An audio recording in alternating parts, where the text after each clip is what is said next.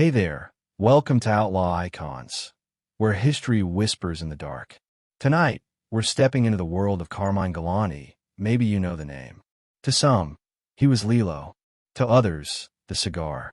But in the end, he became the Mafia boss remembered for dying exactly as he lived, with a cigar clenched in his teeth. From the streets of East Harlem to running one of the most feared drug empires in America, Galante's story is one of raw power, ruthless ambition, and betrayal that came from within his own family. Before we begin, drop a comment and tell me, where are you tuning in from, and what time is it right now? I always love seeing this little underworld of ours stretching across countries and time zones. And if you're new here, don't just listen in the shadows. Hit that subscribe button, ring the bell, and join us. Trust me, you don't want to miss what's coming next. All right, take a breath. Let the noise of the day fade away. Follow me into the silence of backroom deals and gun smoke. This is Outlaw Icons. Your sleepy dawn. The July sun blazed down on East Harlem like a punishment, baking the tenement bricks until they radiated heat back into the streets. Dust hung in the air. The neighborhood kids, restless and hungry, were barefoot and half-wild, chasing each other across cracked sidewalks and dodging horse carts. Somewhere a baby cried.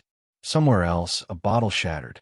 It was here, in this crowded and unforgiving slice of New York, that Carmine Galante took his first breath. He would be remembered decades later for the cigar that stayed clenched between his teeth, even in death. But before the world saw him as a mob boss, before the papers branded him a villain, he was just another immigrant's son, another boy fighting for air in a city that had no mercy for the poor. His parents had come from Italy carrying little more than a few lire in their pockets, and dreams they barely dared to speak aloud. They settled in East Harlem because that's where people like them landed, shoulder to shoulder with other desperate families, clinging to one another for survival. The tenements were not homes. They were cages stacked on top of each other, for walls that sweated in the summer and froze in the winter. At night, you could hear everything: the coughing of sick neighbors, the arguments of exhausted parents, the scratching of rats in the walls. For a child like Carmine, the streets were both playground and classroom. The asphalt became his teacher, and every corner whispered lessons about hunger, toughness, and fear. He watched older boys run errands for men in sharp suits who never seemed to want for anything.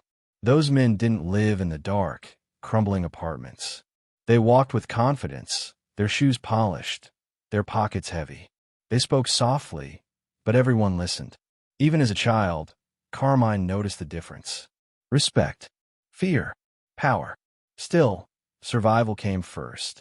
His father worked when he could, scraping together whatever jobs were available, while his mother struggled to stretch meals for the children. A loaf of bread had to feed too many mouths. Hunger turned patience into anger, and the young boy grew up surrounded by tempers that flared as easily as the gas lamps on the street. Every fight, every slammed door, every whispered insult between neighbors left a mark. By the time Carmine was in his early teens, he wasn't just watching from the sidelines anymore. East Harlem's gangs were always recruiting. They needed runners, lookouts, and hands willing to throw a punch.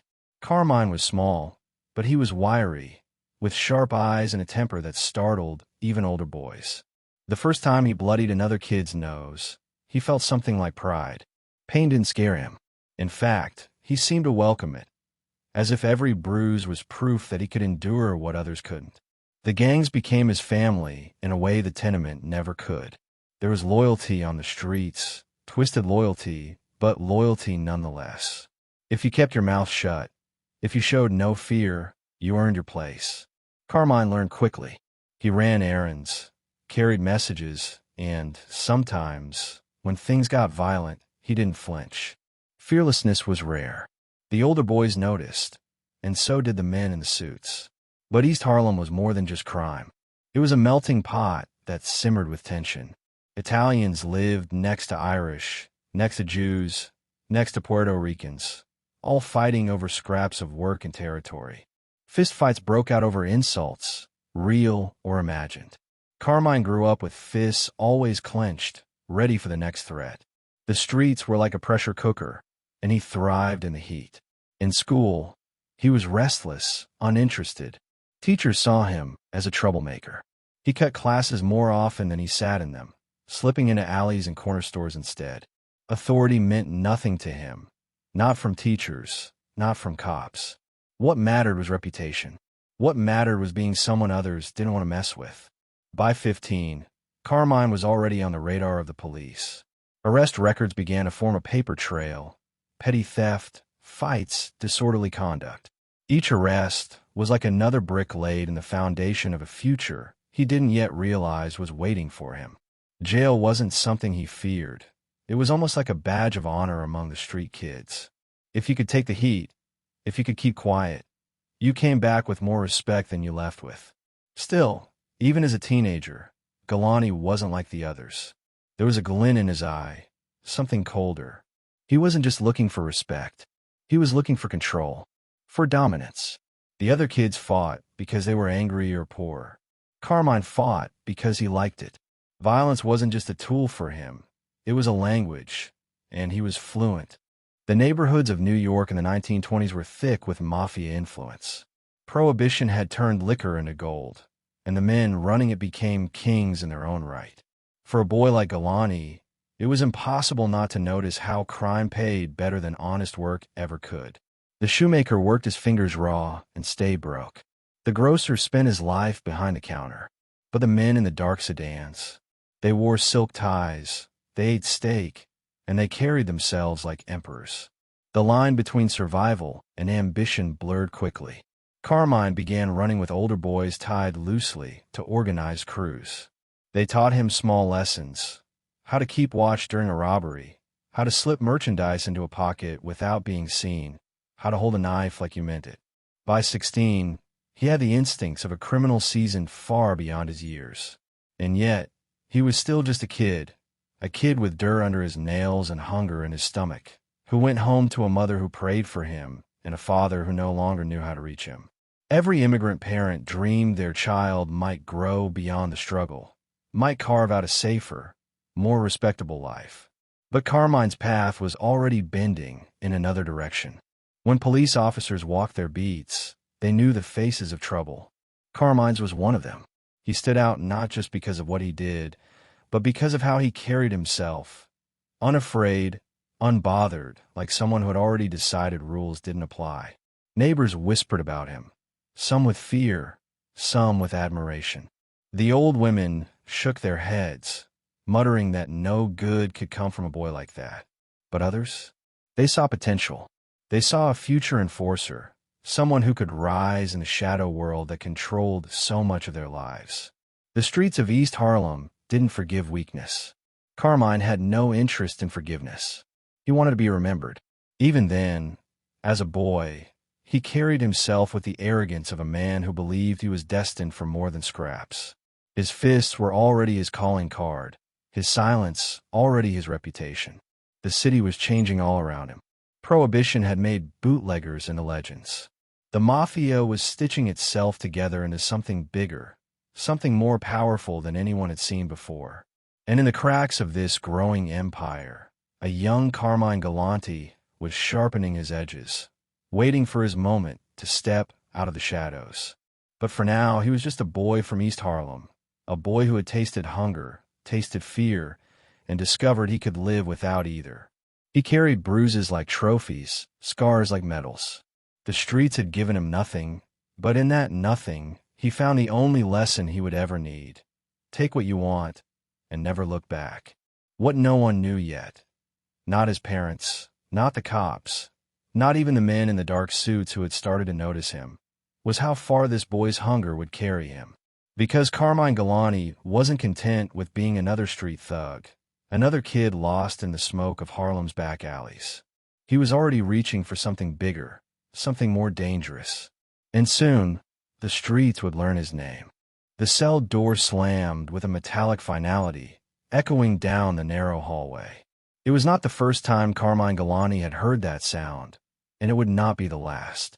For most boys his age, the clang of a jailhouse door meant shame, fear, maybe even the first steps toward a lesson learned. For him, it meant something different. It was a test of nerve, a place where his defiance could sharpen into steel. By the time Carmine was 16, police officers in East Harlem already knew his face. His mugshot, cold eyes staring back without remorse, had begun to circulate through precincts like a warning. Most delinquents looked sheepish when caught, hands trembling as they signed papers or stood before a judge. Carmine looked steady, almost bored, as if being arrested was just another routine in his life. To him, a courtroom was not a threat but a stage. The crimes were small at first: petty theft, street fights, disorderly conduct.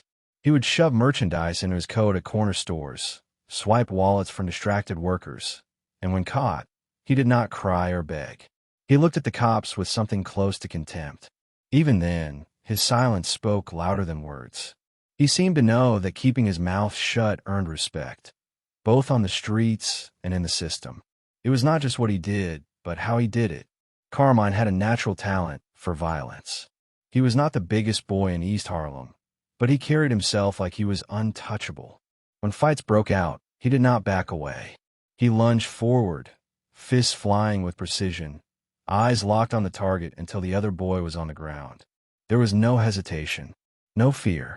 Violence came to him as easily as breathing. The reformatories tried to tame him. Those institutions, half school and half prison, were designed to scare young offenders straight. But the truth was, they worked more like training grounds. A boy sent there met others just like him: fighters, thieves, dreamers of bigger crimes. Instead of reforming, many came out harder, smarter, and angrier. Carmine was no exception. Inside those walls, he carried himself with the same arrogance he wore on the streets. Guards noted how he did not flinch under punishment, how he seemed to absorb every blow or insult without breaking. Other boys tested him, but quickly learned he was not the type to fold. If someone crossed him, Carmine retaliated swiftly and decisively. He built a reputation even in confinement. Some called him reckless. Others called him fearless. Both descriptions were true. At home, his parents carried the weight of disappointment. His mother, devout and weary, lit candles at church and prayed for him. She clung to the hope that maybe he would grow out of this wildness. That time would dull his temper.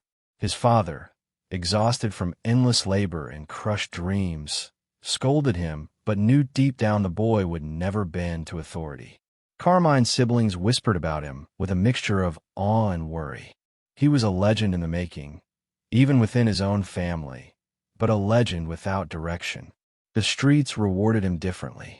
Every arrest, every stint in reform school, added to his aura. Among the neighborhood kids, he was not a delinquent. He was an example of toughness. He had faced the law and returned standing. For poor immigrant communities, where respect often meant survival, this made him someone to admire. His name began to circulate in back alleys and corner pools halls, muttered with both respect and caution. But there was something darker beneath it all.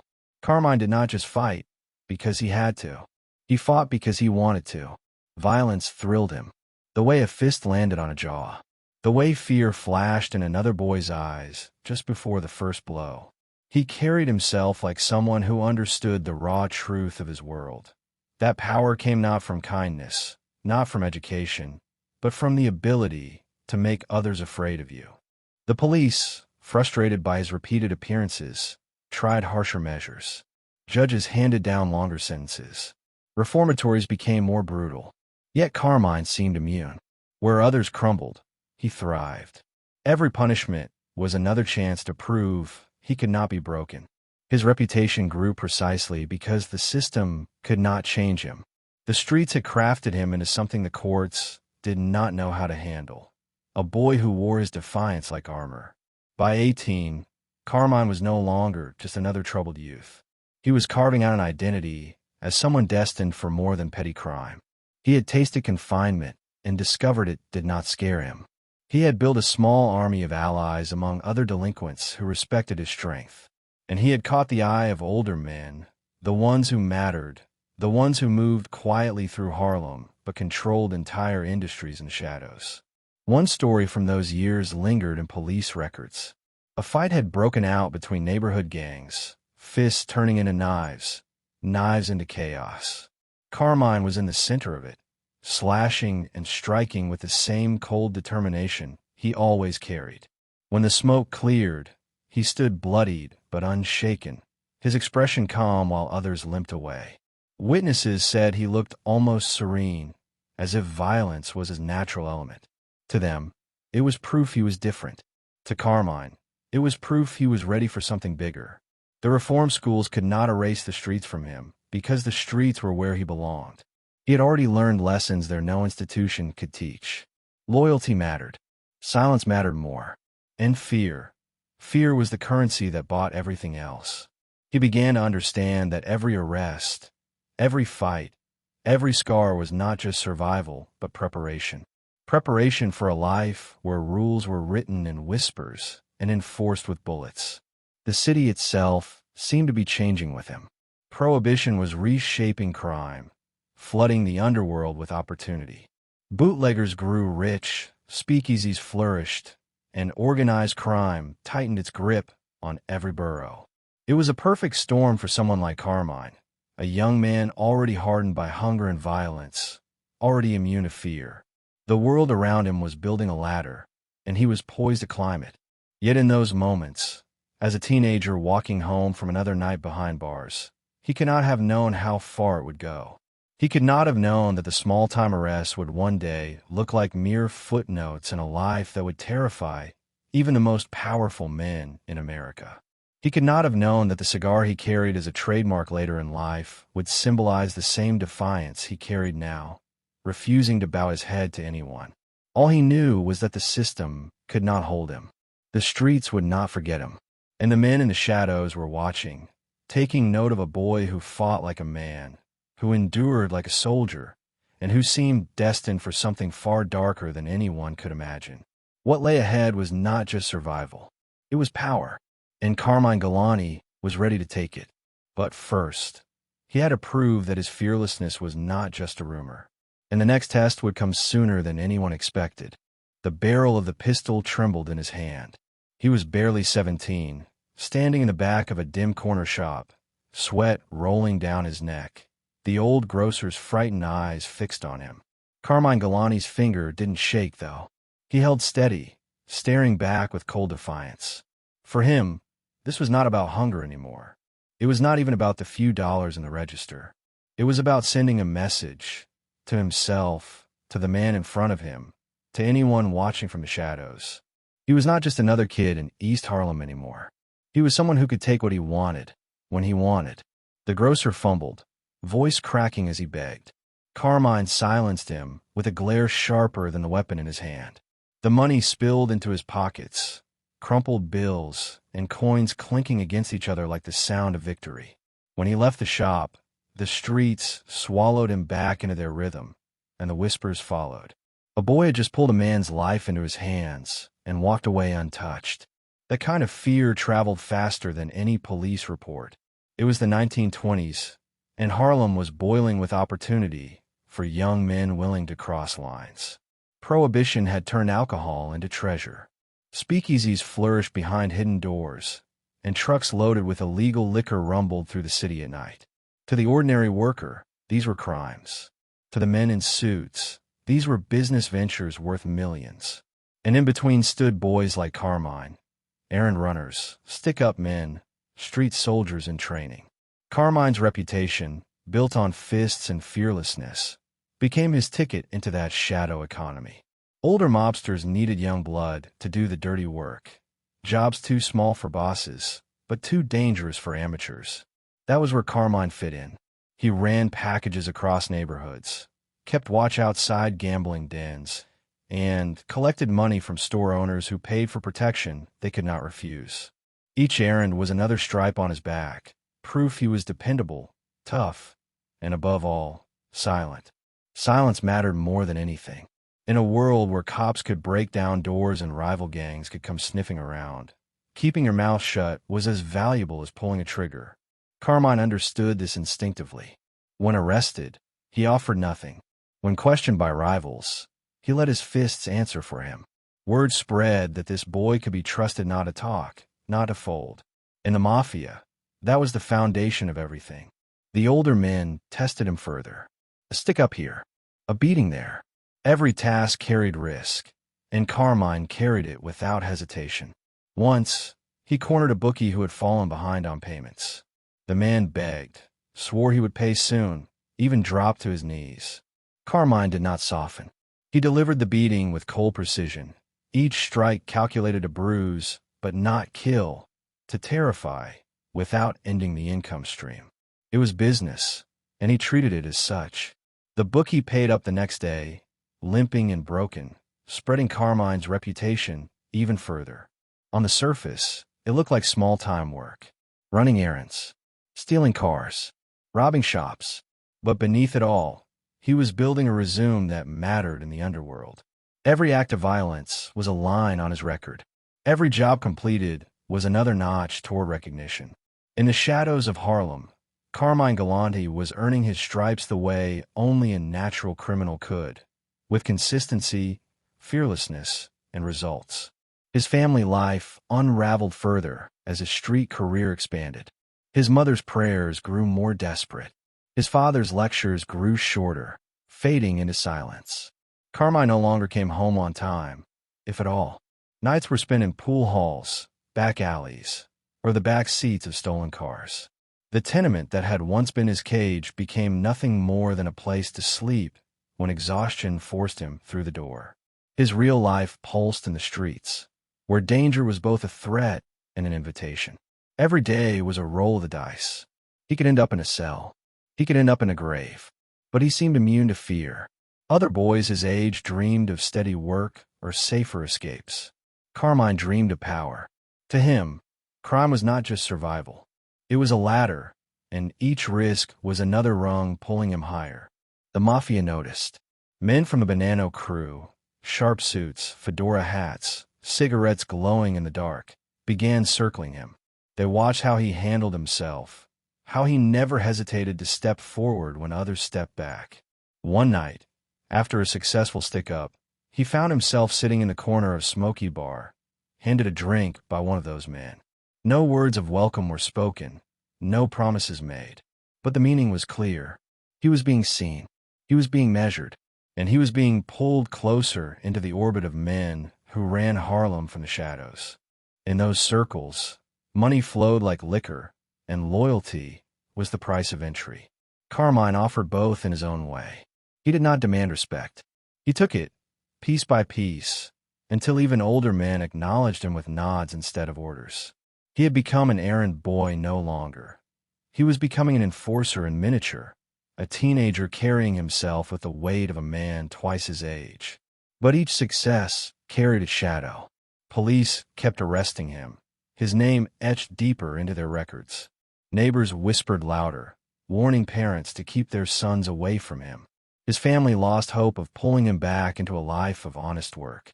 Still, Carmine pushed forward, convinced that the future belonged not to those who played by the rules, but to those willing to break them without flinching. One night, a job went wrong. He and two others were meant to rob a delivery truck rumored to be carrying liquor. But the driver fought back, a desperate man swinging a wrench with all his strength. The fight turned brutal, blood on the pavement, shouts echoing into the night. Carmine's knife flashed, cold steel meeting flesh. The driver collapsed, gasping, eyes wide with disbelief. For Carmine, it was a moment of transformation. He had crossed a line that could never be uncrossed. Theft was one thing, violence was another. But now blood had been spilled, and he had been the one to spill it. The others panicked. Carmine did not. He pulled the body aside, wiped his blade, and barked orders like a man born for command. The loot was taken. The truck was abandoned. By dawn, the whispers were already spreading. A boy had killed without hesitation. A boy had proven he could do what others feared. To the world outside, it was brutality. To the men in suits, it was promise. That night marked the true beginning of his career. He had shown he could run errands, take orders, and silence fear with violence. He had earned his place in a world that rewarded ruthlessness above all. The Mafia had dozens of boys willing to steal, hundreds willing to fight. But killers? Killers who stayed calm, who saw violence as a language rather than an accident. Those were rare. And Carmine Galante had just shown he was one of them. In the weeks that followed, his presence grew heavier. He walked into bars, and people looked away. He lingered outside shops, and owners quickly remembered to pay what was owed. He was still a teenager, but his shadow stretched long. The Bonanno men tightened their circle around him, offering bigger jobs, bigger risks, and bigger rewards. Carmine accepted them all. Every task was a step closer to the future he imagined, a future where he was not just feared but obeyed. Yet even as he rose, danger clung to him. The police eyed him closely, ready to pounce. Rivals muttered about his arrogance, about how quickly he had climbed. And somewhere in the back of his mind, Carmine must have known that every rung on the ladder brought him closer to men who would use him, test him, and eventually decide if he lived or died. Still, he kept climbing.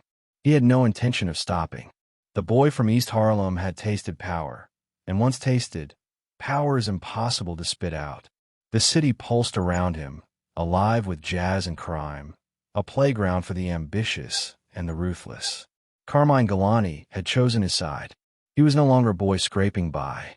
He was becoming a soldier, one stripe at a time, carving his place in a world where blood and silence were the only currencies that mattered. And soon, the men in the shadows would give him a choice that would test everything he thought he knew about loyalty, ambition, and fear. The truck's headlights cut through the dark as it rattled down a deserted stretch of Harlem Street. Inside were cases of whiskey, smuggled from Canada, hidden under crates of produce. To most of the city, it was just another delivery. But to Carmine Galante and the crew waiting in the shadows, it was liquid gold. Prohibition had turned liquor into treasure, and treasure meant power. They moved quickly, faces covered, pistols drawn. The driver barely had time to curse before Carmine was yanking the door open, pressing cold steel against his ribs. The man froze. His eyes darted between the young gangster and the others swarming the truck. He knew better than to resist. In those days, hijacking wasn't just a crime. It was a business model. And Carmine was learning fast how profitable it could be. The crates were offloaded in minutes, passed hand to hand like sacred relics. Every bottle worth more than its weight in gold. To the men in charge, this was money that could bankroll gambling dens, bribe politicians, and keep entire neighborhoods under their thumb. To Carmine, it was another step deeper into the world he had chosen. Each stolen bottle was another stripe, another mark of loyalty, another confirmation that he was becoming indispensable. Prohibition had turned New York into a chessboard, and every family wanted their share of the board. Speakeasies hid behind unmarked doors, jazz echoing from basements thick with cigarette smoke and perfume. Trucks loaded with liquor snaked through the city at night, guarded by drivers willing to risk their lives. To outsiders, it looked like chaos. To men like Carmine, it was opportunity. He had seen the small hustles of his teenage years, but now he was part of something bigger, something structured. Organized crime wasn't just about fists and knives anymore. It was about supply chains, profits, and strategy. For a boy who had grown up watching his parents scrape by on pennies, the sight of cash spilling onto tables was intoxicating. He carried envelopes stuffed with money to drop off points, slipping into smoky backrooms where men in fedoras nodded approvingly. He learned the rhythm of collections, the delicate balance between intimidation and persuasion. A grocer who paid late needed a warning. A club owner who tried to cheat the numbers needed more than a warning. Carmine delivered both with equal precision. What struck him most was how smoothly business and violence intertwined. One night, he might be moving crates of liquor. The next night, he might be leaning over a terrified bartender, explaining in calm tones why payments could never be delayed again. It was all part of the same machine. And in that machine, Carmine was no longer a replaceable cog. He was becoming a gear, small but vital, turning with purpose. The city itself pulsed with contradictions. On one hand, respectable families condemned the speakeasies and the crime they bred. On the other, those same families snuck into hidden bars, sipping bootleg gin and pretending not to know where it came from. Judges drank. Cops drank. Politicians drank. And everyone who drank kept the underworld rich. Carmine understood the hypocrisy, but he didn't care. For him, the liquor was not about morality. It was about power, the kind you could touch, spend, and flaunt. The hijackings grew bolder. Carmine sat in stolen cars, watching headlights approach, heart steady as the plan unfolded. Trucks were stopped, drivers beaten or bribed, and within hours, the liquor was flowing into hidden warehouses controlled by the Bonanno family. Each job required coordination, discipline, and silence.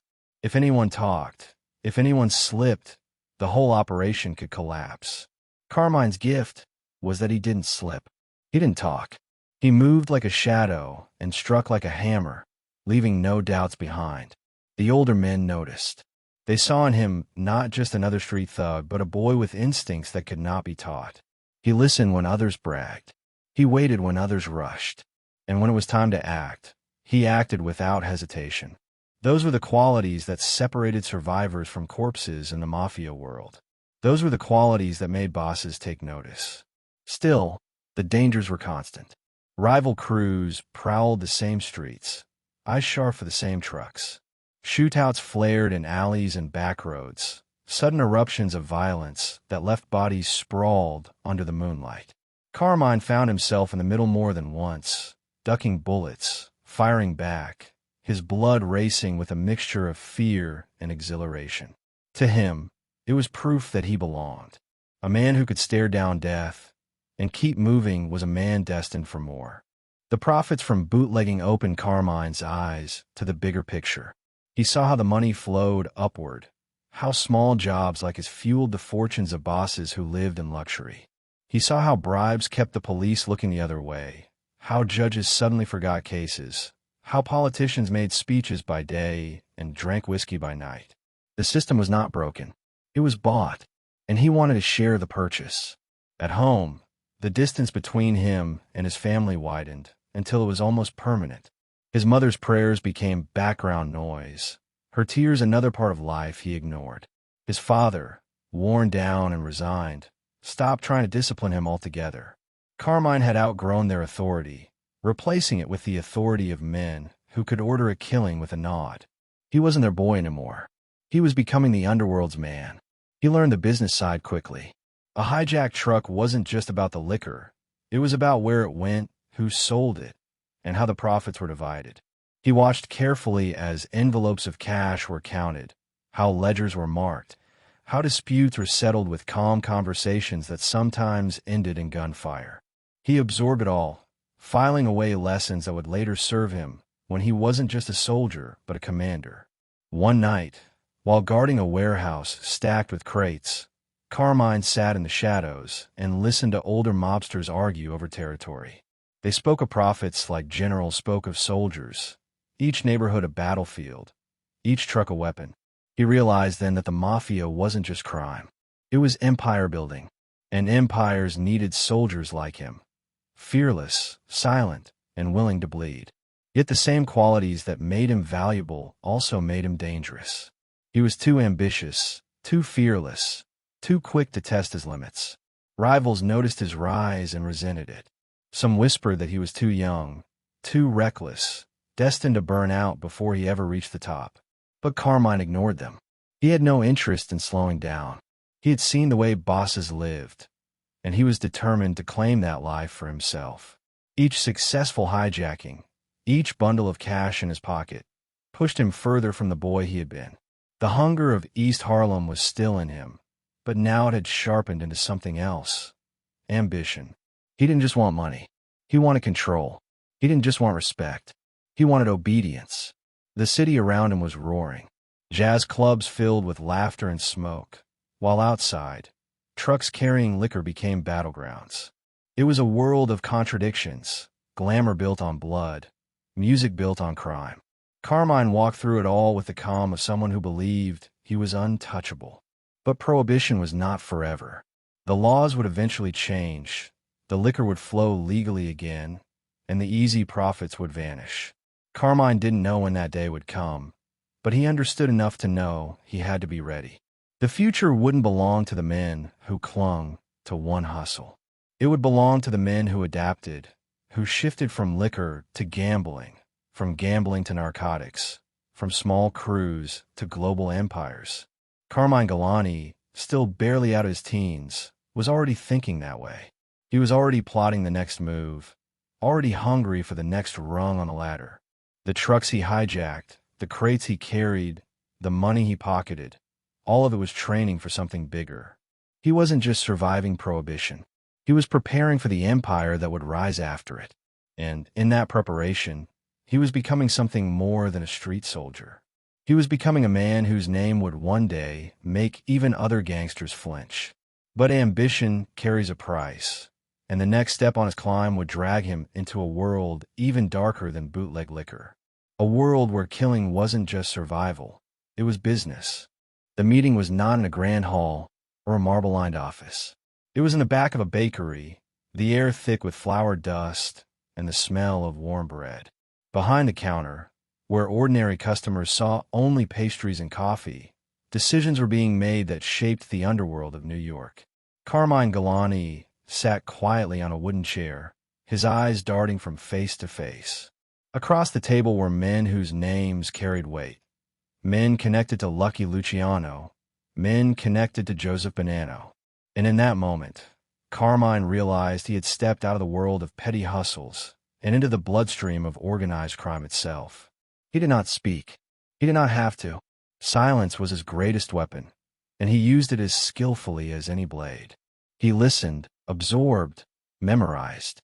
Every nod, every pause, every command tucked in a casual conversation. These were lessons more valuable than anything taught in schools. These were men building empires, and Carmine, barely in his 20s, had found a way to sit among them. The road that brought him here had been paved with liquor and blood. Prohibition had been his gateway, teaching him that crime could be structured like a business, scaled like an industry. But liquor was only the beginning. Luciano and Bonanno were visionaries in their own way. They were not content with scraps. They were rewiring the Mafia itself, dragging it from the old-world chaos of Sicilian vendettas into a modern machine of profit. And Carmine was watching, waiting, ready to prove himself. Luciano's influence was everywhere. He was the architect of a new system, one that replaced family feuds with councils and commissions, one that treated crime as a corporation instead of a blood feud. For younger gangsters like Carmine, this was intoxicating. The rules were changing, and anyone who adapted quickly could rise fast. Joseph Bonanno, meanwhile, carried himself differently. Quiet, calculating, almost scholarly compared to the brashness of others. To many, he seemed understated, but that was part of his power. He built loyalty not through fear alone, but through trust, a kind of calm authority that contrasted with Luciano's grand vision. Carmine gravitated toward him. Perhaps he recognized something of himself in Bonanno's ambition, something hidden but ruthless. Perhaps he saw a mentor in the making. Whatever the reason, he began moving closer into Bonanno's orbit, running errands, guarding meetings, making himself useful in ways that drew the older man's eye. The jobs grew more delicate. No longer was Carmine just hijacking trucks or roughing up storekeepers. Now he was carrying sealed envelopes between bosses, ensuring they reached the right hands without interception. Now he was shadowing businessmen who owed debts, keeping watch not with fists raised, but with quiet menace. These assignments required discipline. A wrong move could ignite feuds between families. A careless word could unravel months of negotiations. Carmine handled it all with the same cold precision he had shown on the streets. The Mafia at this time was still solidifying its structure. Luciano's reforms had created the Commission, a governing body designed to keep peace between families while maximizing profits. It was like a boardroom for criminals, with each family acting as a shareholder. And though Carmine was far from a shareholder, he was beginning to see the blueprint. He understood that crime was no longer about survival. It was about strategy, about patience, about placing yourself where the money flowed thickest. He carried himself carefully in these new circles. He knew he was still an outsider, a young soldier trying to prove he deserved a seat at the table. But every time he followed an order without hesitation, every time he kept his mouth shut while others boasted, he drew closer to acceptance. Respect in the Mafia was not handed out. It was earned, often in blood. Carmine had already shed blood. Now he was learning to balance it with silence and loyalty. The connection to Bonanno deepened. Joseph Bonanno saw in Carmine a young man willing to do more than just follow, someone willing to take risks without hesitation, someone who seemed to thrive under pressure. Bonanno was building his own empire within the broader Mafia landscape, and he needed men who would not falter. Carmine fit the role perfectly. He was young, hungry, and unafraid. Yet the tie to Luciano's vision was just as important. Luciano's restructuring of the underworld was not just a political shift. It was a declaration that the old ways were over. And Carmine, who had grown up in the chaos of Harlem's gangs, understood the value of order. Order created opportunity. Order meant predictability. And predictability meant profit. Through these connections, Carmine began to glimpse the real power of the Mafia. It was not just about hijackings and bootlegging. It was about unions, shipping docks, construction projects. It was about controlling the arteries of the city itself, pumping money into every neighborhood, every business, every politician's pocket. The scale of it made the petty crimes of his youth look like child's play. And instead of being intimidated, he was exhilarated. Still, with opportunity came risk. The Mafia was no longer just battling cops and rival street gangs. Federal agents were beginning to watch more closely. Politicians, while often bribed, were under pressure to show results. And within the Mafia itself, old loyalties still simmered into grudges. A single misstep could put a target on Carmine's back. He navigated it with the same steady nerve that had carried him through reformatories and street fights. If he felt fear, he buried it deep. What he showed instead was confidence, even arrogance, the kind that made others believe he could handle anything thrown at him. And slowly, surely, he earned a reputation not just as a fighter, but as a man who could be trusted with sensitive business. The turning point came one night when he was ordered to accompany a small crew on a sensitive meeting downtown. It was not a robbery or a hijacking. It was a negotiation. Two rival groups were arguing over territory, each side demanding a larger slice of the profits from a bootlegging route. Carmine sat at the edge of the room, saying nothing, his eyes scanning every face. The tension was thick, the kind that could erupt into violence with a single word. When voices rose, hands drifted toward pockets, Carmine stood, stepping forward just enough to be noticed. He did not draw a weapon. He did not need to. His presence, his unflinching stare, was enough to calm the room. Silence followed. The meeting ended without bloodshed. And afterward, word spread. This young man had kept peace where bullets nearly flew. That kind of control was rare, and it made him even more valuable. For Carmine, the lesson was clear. Violence had built his reputation, but restraint could elevate it. Knowing when not to pull the trigger was just as important as knowing when to fire.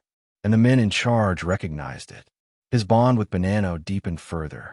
Bonanno, often underestimated by flashier bosses, was quietly building a family that valued loyalty above spectacle. He saw in Carmine a mirror of his own quiet ruthlessness. It was not about making noise. It was about making moves that lasted. And Carmine, always hungry for more, absorbed every lesson. Yet beneath the calm surface, danger stirred. Luciano's reforms had created opportunity, but they had also created friction. Not every boss welcomed the new system. Not every soldier was willing to adapt. Old grudges flared, and violence simmered under the surface of every meeting. Carmine, caught between the visionaries and the traditionalists, had to tread carefully. One wrong word could brand him disloyal to one side or the other. But caution was not in his nature. Ambition burned too brightly. He wanted more than errands, more than envelopes, more than nods from older men. He wanted to carve his own space, to rise above the crowd of soldiers who would spend their lives taking orders. He wanted to be the one giving orders. That hunger showed in his eyes, in the way he carried himself. Even as he served Bonanno faithfully, even as he admired Luciano's structure, there was an edge to him, the sense that he was not just following the path laid out for him. He was preparing to break it, to seize more than what was offered. For now, though, he played his role. He ran messages. He guarded meetings. He sat quietly in smoky rooms, absorbing every word like scripture. He learned how money moved, how deals were struck, how alliances were built and broken. And every lesson hardened him, sharpened him, prepared him. The boy from East Harlem had clawed his way out of petty crime. The errand boy had become a trusted soldier. And now he was tied to two of the most powerful figures in Mafia history. Lucky Luciano, the architect, and Joseph Bonanno, the quiet strategist. These connections would shape his future, elevate him, and one day, destroy him. But in this moment, Carmine Galante could not see the destruction ahead. He saw only opportunity, only power, only the promise that the cigar clenched between his teeth would one day mark him not as a soldier, but as a king. And soon, he would be asked to take a step that would prove once and for all whether he was just another ambitious thug or a man capable of carrying out the darkest business the Mafia demanded. The alley smelled of blood and gunpowder. A man lay crumpled against the wall, his breathing shallow, eyes wide with terror. And there, standing over him, was Carmine Galante, calm, unhurried, a cigar clenched between his teeth. The smoke curled upward in lazy spirals, indifferent to the violence that had just unfolded. He didn't say much. He didn't have to. The message was already written across the broken body at his feet. Fear was his signature, and he was learning to sign it everywhere. By the early 1930s, Galante had carved out a reputation that separated him from the pack of young gangsters clawing for recognition. He wasn't just another soldier running errands or collecting envelopes. He had become something else, an enforcer, a man whose name alone was enough to make rivals rethink their choices. His violent streak, once raw and undisciplined, was now honed into a weapon. And like any weapon, it was being aimed by those above him. The nickname came naturally. Lilo, a clipped version of an Italian word, rolled off tongues in backrooms and alleys. It was short, sharp, easy to whisper when fear kept voices low. But the other nickname, the Cigar, was more telling. Carmine was rarely seen without one clenched between his teeth. Even in the heat of a fight, even after a killing, he lit up and puffed with calm satisfaction. The cigar was not just a habit. It was an emblem, a declaration that he lived by his own rhythm, untouched by nerves, indifferent to danger. Fear spread around him like smoke from those cigars. Men who crossed him learned quickly that his temper was short, his patience non-existent. A debt unpaid could mean a beating that left bones cracked. A slight insult could end in blood. Stories traveled fast. Some swore he smiled while he struck. Others swore he never raised his voice, that his quiet stare was more terrifying than shouts or threats. What mattered was the result. People obeyed. People paid. People stayed out of his way. Violence was not new to the Mafia, but Carmine wielded it differently. For many, violence was a last resort, a tool to enforce discipline. For him, it was part of his identity. It was how he introduced himself to the world. While others negotiated, he intimidated. While others hinted, he acted. And in a world where hesitation could mean death, his decisiveness made him invaluable. Joseph Bonanno, already taking note of him, saw potential in this ruthless streak. An enforcer who didn't flinch was worth more than a dozen soldiers who hesitated. Galante became the kind of man bosses relied on when words failed, when subtlety was no longer enough. He was the hand that followed the warning, the shadow that appeared when fear alone needed reinforcement. The streets of New York echoed with his presence. In Harlem, in Brooklyn, in Little Italy, whispers of his name carried through gambling dens and speakeasies. He was young, but his reputation made him feel older, larger than life. Other soldiers avoided crossing him.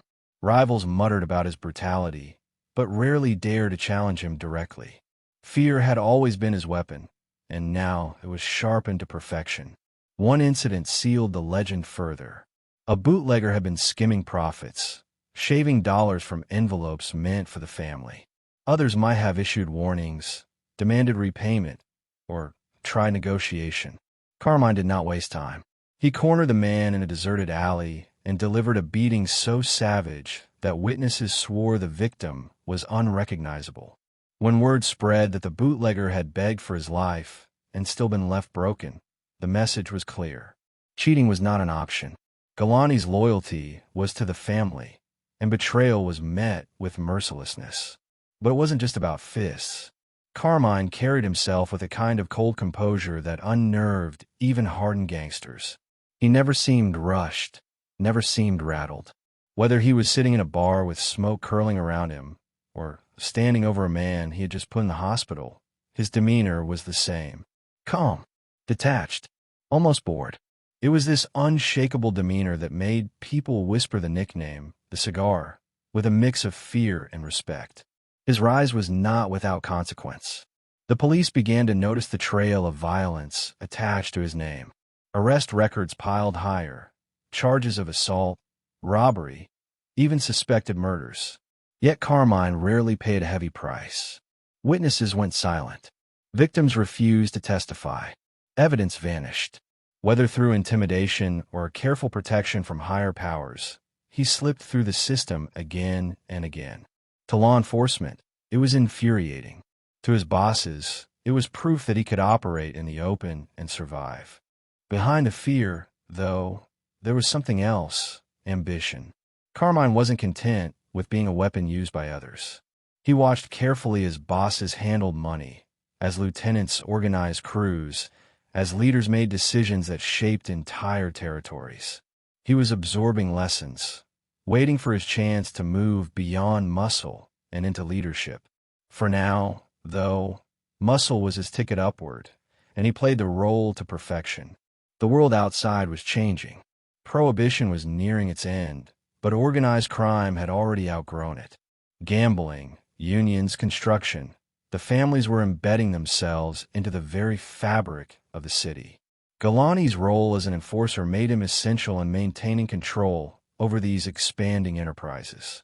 When someone resisted, when someone tried to break free, it was Carmine who reminded them that freedom was an illusion. The duality of his reputation was striking. To allies, he was terrifying but reliable. To rivals, he was a nightmare in human form.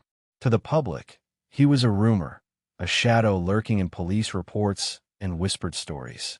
And through it all, he walked with a cigar glowing between his teeth, as if daring the world to challenge his composure. One detective who chased his trail later remarked that Galante seemed almost indifferent to violence, as if it were no more remarkable than lighting a match. That indifference made him unpredictable.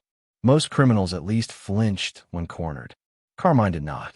He carried the same cold stare into every situation, making it impossible to know what line, if any, he would not cross. By his mid-20s, his name carried weight beyond his years. He was still young, but his aura was that of a man already hardened by decades of crime. He had the scars, the arrests, the whispered stories. He had the trust of Bonanno and the recognition of Luciano's larger network. He had become a figure people spoke of with caution, the kind of man whose reputation traveled faster than he did. Yet his reliance on violence planted seeds of tension. Some within the Mafia admired his fearlessness. Others saw recklessness, a man who could one day draw too much attention, jeopardize delicate balances of power. But Carmine didn't care. He wasn't trying to win approval. He was trying to climb. And every beating, every broken bone, every whispered nickname was another rung on his ladder. The legend of Lilo and the Cigar grew. In bars, men lowered their voices when discussing him. In backrooms, bosses debated how best to use him. And in the streets, ordinary people simply avoided crossing his path. He had become more than a gangster. He had become an embodiment of fear itself, a walking reminder that in the Mafia, loyalty and silence were not optional. They were enforced. But ambition has a way of outgrowing roles. Carmine was no longer satisfied with being the hand that struck. He wanted to be the mind that decided where the hand would fall. He had proven he could terrify. He had proven he could kill. Now he wanted more. He wanted control. And the next stage of his journey would test whether fear alone was enough to carry him upward, or whether his hunger for power would ignite conflicts that even he could not fight his way out of. The night was quiet, but his footsteps made it feel louder. A man walked down a Brooklyn street, unaware of the shadow following just a few paces behind. Cigarette smoke drifted lazily into the air, the glow at its tip bobbing with each stride. He never saw it coming. A sudden flash, the deafening crack of gunfire, and his body crumpled against the pavement. The killer didn't linger. He simply walked away, blending into the dark, a cigar clenched calmly between his teeth. Stories like this spread through New York during the 1930s. Murders that seemed clean, efficient, almost surgical. No witnesses, no suspects, just rumors whispered in bars and police stations alike. Again and again, one name floated beneath the surface of these stories. Carmine Galante. Lilo. The cigar. By this time, Galante had grown into more than just an enforcer. He had become a weapon for hire, the kind of man bosses turned to when intimidation wasn't enough. In the underworld, some debts couldn't be collected, some disputes couldn't be negotiated. That's when men like him were called. A problem needed erasing, and he had the nerve and the appetite to erase it. The 1930s were a bloody decade for organized crime. Prohibition had ended, but its profits had already built empires. Those empires were not peaceful. They fought over control of unions, gambling, narcotics. They fought over respect. And in a city teeming with ambition, blood was often cheaper than compromise. Galante stepped into this storm not as a bystander, but as a participant. A man whose reputation for violence made him a natural choice when the Mafia's darker business needed handling. Police records from the time never pinned the murders directly to him, but suspicion followed him everywhere. Detectives noted how often his name surfaced when someone was shot in the street, when a body turned up in an alley. Witnesses whispered, but when it came time to testify, silence reigned. Fear kept mouths shut. The same fear Carmine had spent years cultivating now shielded him from the law. One case in particular haunted investigators. A known gangster, tied to rival interests, was gunned down in broad daylight. Witnesses described a short, stocky man with a cigar clamped in his teeth, calm even as he fired. They swore he looked almost detached, as if he were swatting a fly instead of ending a life. But when police searched, when they questioned, when they pushed, nothing stuck. Galante walked free, again and again, while corpses piled up around him. To the Mafia, this made him invaluable. Murder was not chaos. It was policy. Each hit carried a message. Betrayal would be punished. Rivals would be eliminated. Business would not be interrupted. Carmine embodied that policy. He didn't just kill. He enforced order through fear, turning death into a tool of discipline. Among allies, his reputation was double-edged. Some admired his fearlessness, the way he carried out jobs without hesitation. Others kept their distance, knowing too well that men who killed easily could also die easily. But Galante didn't seem concerned with their opinions. His ambition burned too brightly to care. Each whispered rumor about his violence only elevated him further in the eyes of those who mattered. His calmness unsettled even seasoned gangsters. Many killers carried rage into their work, striking with fury. Galante carried none of that. He approached murder like a craftsman, precise and efficient, no wasted movement. He would light a cigar before and after, the smoke masking the metallic tang of blood in the air. For him, it was routine. For everyone else, it was terrifying.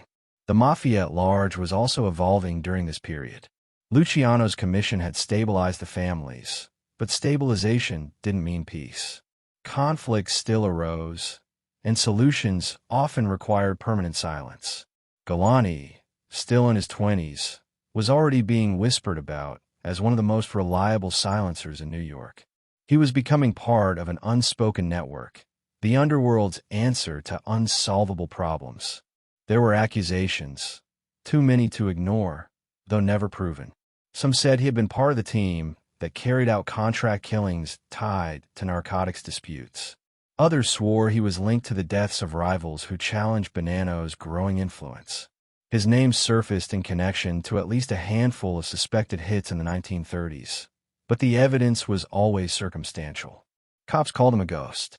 Victims' families cursed his name in private. And the Mafia? They paid him, trusted him, and shielded him. Every killing deepened his reputation. The boy from East Harlem, once dismissed as a reckless delinquent, had become a figure people feared to even mention aloud. He embodied the Mafia's promise of swift and ruthless justice. And yet, he remained invisible to the wider public. His notoriety was contained within the underworld, his story still building quietly in the shadows. But ambition does not stay quiet. Carmine began to see murder not only as a duty, but as a stepping stone. In a world where money flowed upward and respect was guarded like treasure, nothing spoke louder than the ability to kill without hesitation. He knew this, and he used it. Every body that dropped was another brick in the foundation of his career, another reminder that he wasn't just an errand boy anymore. He was an executioner in the making. For all his brutality, though, there was calculation. He never struck without orders, never killed without reason. To the Mafia, that discipline made him safe to use. He was not a wild dog lashing out randomly. He was a blade, wielded carefully, aimed precisely. And because of that, the bosses could rely on him again and again. At home, the transformation was stark. His family, once clinging to the hope that he might straighten out, now lived in uneasy silence. His mother still prayed, but even her prayers sounded resigned, as if she knew her son's path was set. His father no longer lectured. He simply watched from a distance, a man who had lost his authority over a boy who no longer belonged to him. Galante's real family was the Mafia now, and its embrace was ironclad. Detectives working his cases grew increasingly frustrated. They knew, or at least believed, that he was involved. They saw the patterns, the connections, the timing. But courts demanded evidence, and evidence evaporated in the heat of Mafia discipline.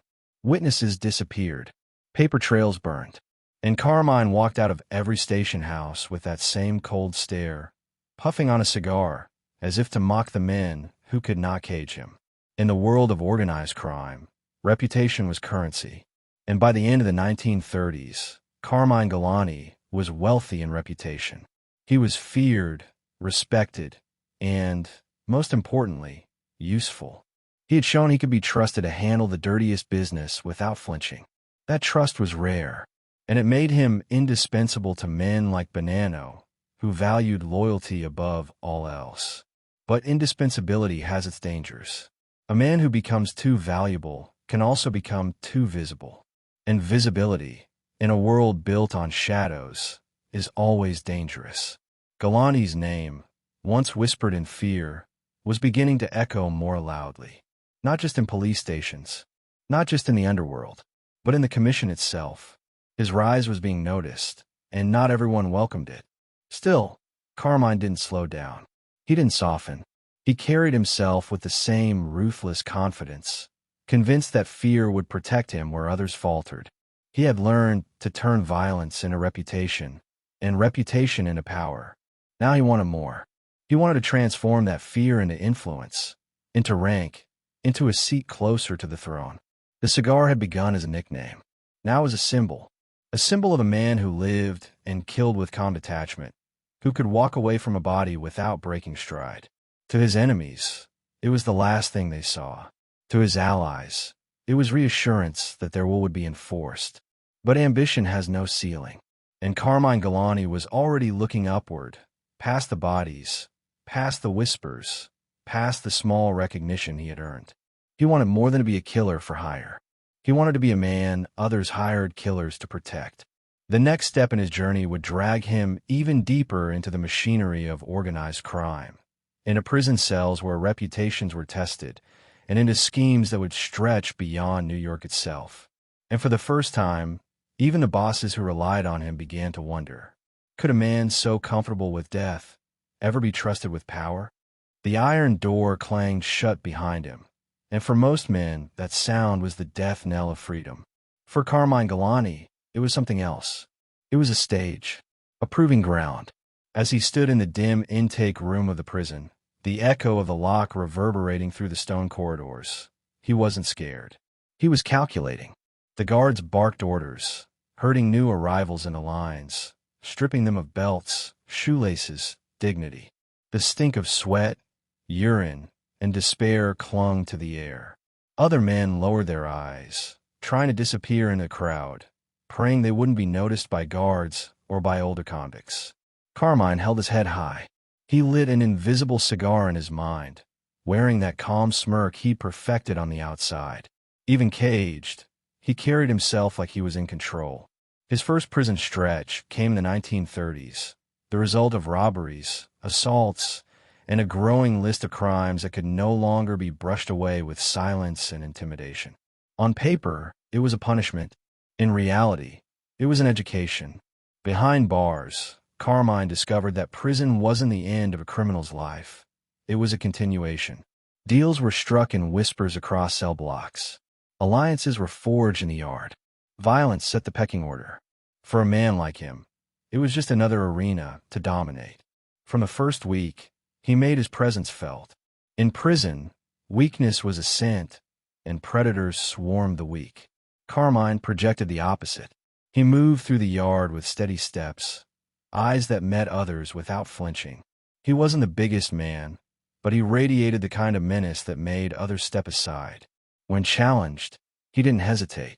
One fight ended with his opponent sprawled in the dust, bloodied and broken. Word spread fast. Galante wasn't a man to be tested. But Carmine wasn't just relying on fists. He understood the subtler game. He sought out connections, Italian inmates with ties to the outside, men who carried influence within the prison's walls. He offered protection, favors, silence. In return, he earned loyalty and information. Slowly, he wove himself into the fabric of the prison's underworld, the same way he had in East Harlem. It was survival, but more than survival. It was networking, the criminal version of climbing a corporate ladder. The guards noticed him too. Some saw him as a troublemaker, a young gangster destined to spend his life behind bars. Others saw potential for leverage. They knew men like Carmine always had access to money, even on the inside. Smokes, food, extra privileges. These were currencies, and Carmine paid when necessary. He knew when to intimidate and when to bribe, when to make an enemy, and when to make a friend. His reputation outside followed him in. Other inmates had heard the rumors. The kid from East Harlem who beat men bloody, who walked calmly away from bodies, who never flinched when cops put him in cuffs. The Cigar, Lilo. Those names carried weight, even inside prison walls. For some, it meant respect. For others, it meant fear. For Carmine, it was leverage. He sharpened his skills behind those walls. Violence became more controlled, more precise. He learned how to size up men with a glance, how to tell who could be manipulated, who had influence, who would fold under pressure. He began to think more like a tactician than a soldier. Where once he might have lashed out instinctively, now he calculated. Each move was deliberate. Each fight, each alliance, was part of a bigger plan. The prison system itself, brutal and corrupt, became his classroom. Guards turned a blind eye to beatings in exchange for cash. Smuggling rings brought in liquor, drugs, even weapons. Carmine didn't just participate. He learned how to manage. He positioned himself at the center of trades, the quiet broker who could connect one man's supply to another man's demand. It wasn't just muscle anymore. It was management. And in the Mafia world, that mattered. A man who could keep control in prison proved he could keep control outside. Word of Carmine's influence behind bars trickled back to the streets. Bonanno's people heard it. Luciano's circle heard it. The name Galante was no longer just a street enforcer's name. It was becoming something heavier. Still, prison tested him in ways he hadn't expected. Nights were long, filled with the noise of men crying out in despair, fists pounding on walls, whispers of regrets that echoed like ghosts. Carmine didn't cry. He didn't confess regret, but he listened. He absorbed the sounds of broken men and promised himself he'd never sound like them. He would walk out of prison not diminished, but bigger, stronger, more dangerous. There were moments, though, when the facade cracked. Alone in his cell, staring at the ceiling through smoke from a smuggled cigar, he must have felt the weight of confinement. Even for a man like him, the reality of being locked away gnawed at the edges. But instead of breaking him, it hardened him. He turned that pressure into resolve. Every day in prison was another reason to climb higher once he was free. The friendships he built inside mattered, too. Many of the men he met behind bars would resurface later, on the streets, in crews, in unions. Shared time in prison was a bond, a mark of authenticity. It proved you had been tested and had not broken. Galante's ability to survive and even thrive inside only deepened his credentials when he returned to the outside world. And when he did walk out, he carried more than scars. He carried lessons. He had learned how crime could flow, even within walls meant to stop it. He had learned how influence could be more powerful than fists. He had learned how to build loyalty through both fear and favor. Prison had not been a pause. It had been an investment. But freedom was never permanent. The cycle repeated. Another arrest, another sentence. Each time he went back in, he reinforced his reputation. Each time he came out, he stepped higher into the Mafia's hierarchy. The law saw a criminal who refused to change. The Mafia saw a soldier who could not be broken. The duality defined him. To the courts, he was just another case number. To the commission, he was an asset sharpening himself with every stint behind bars.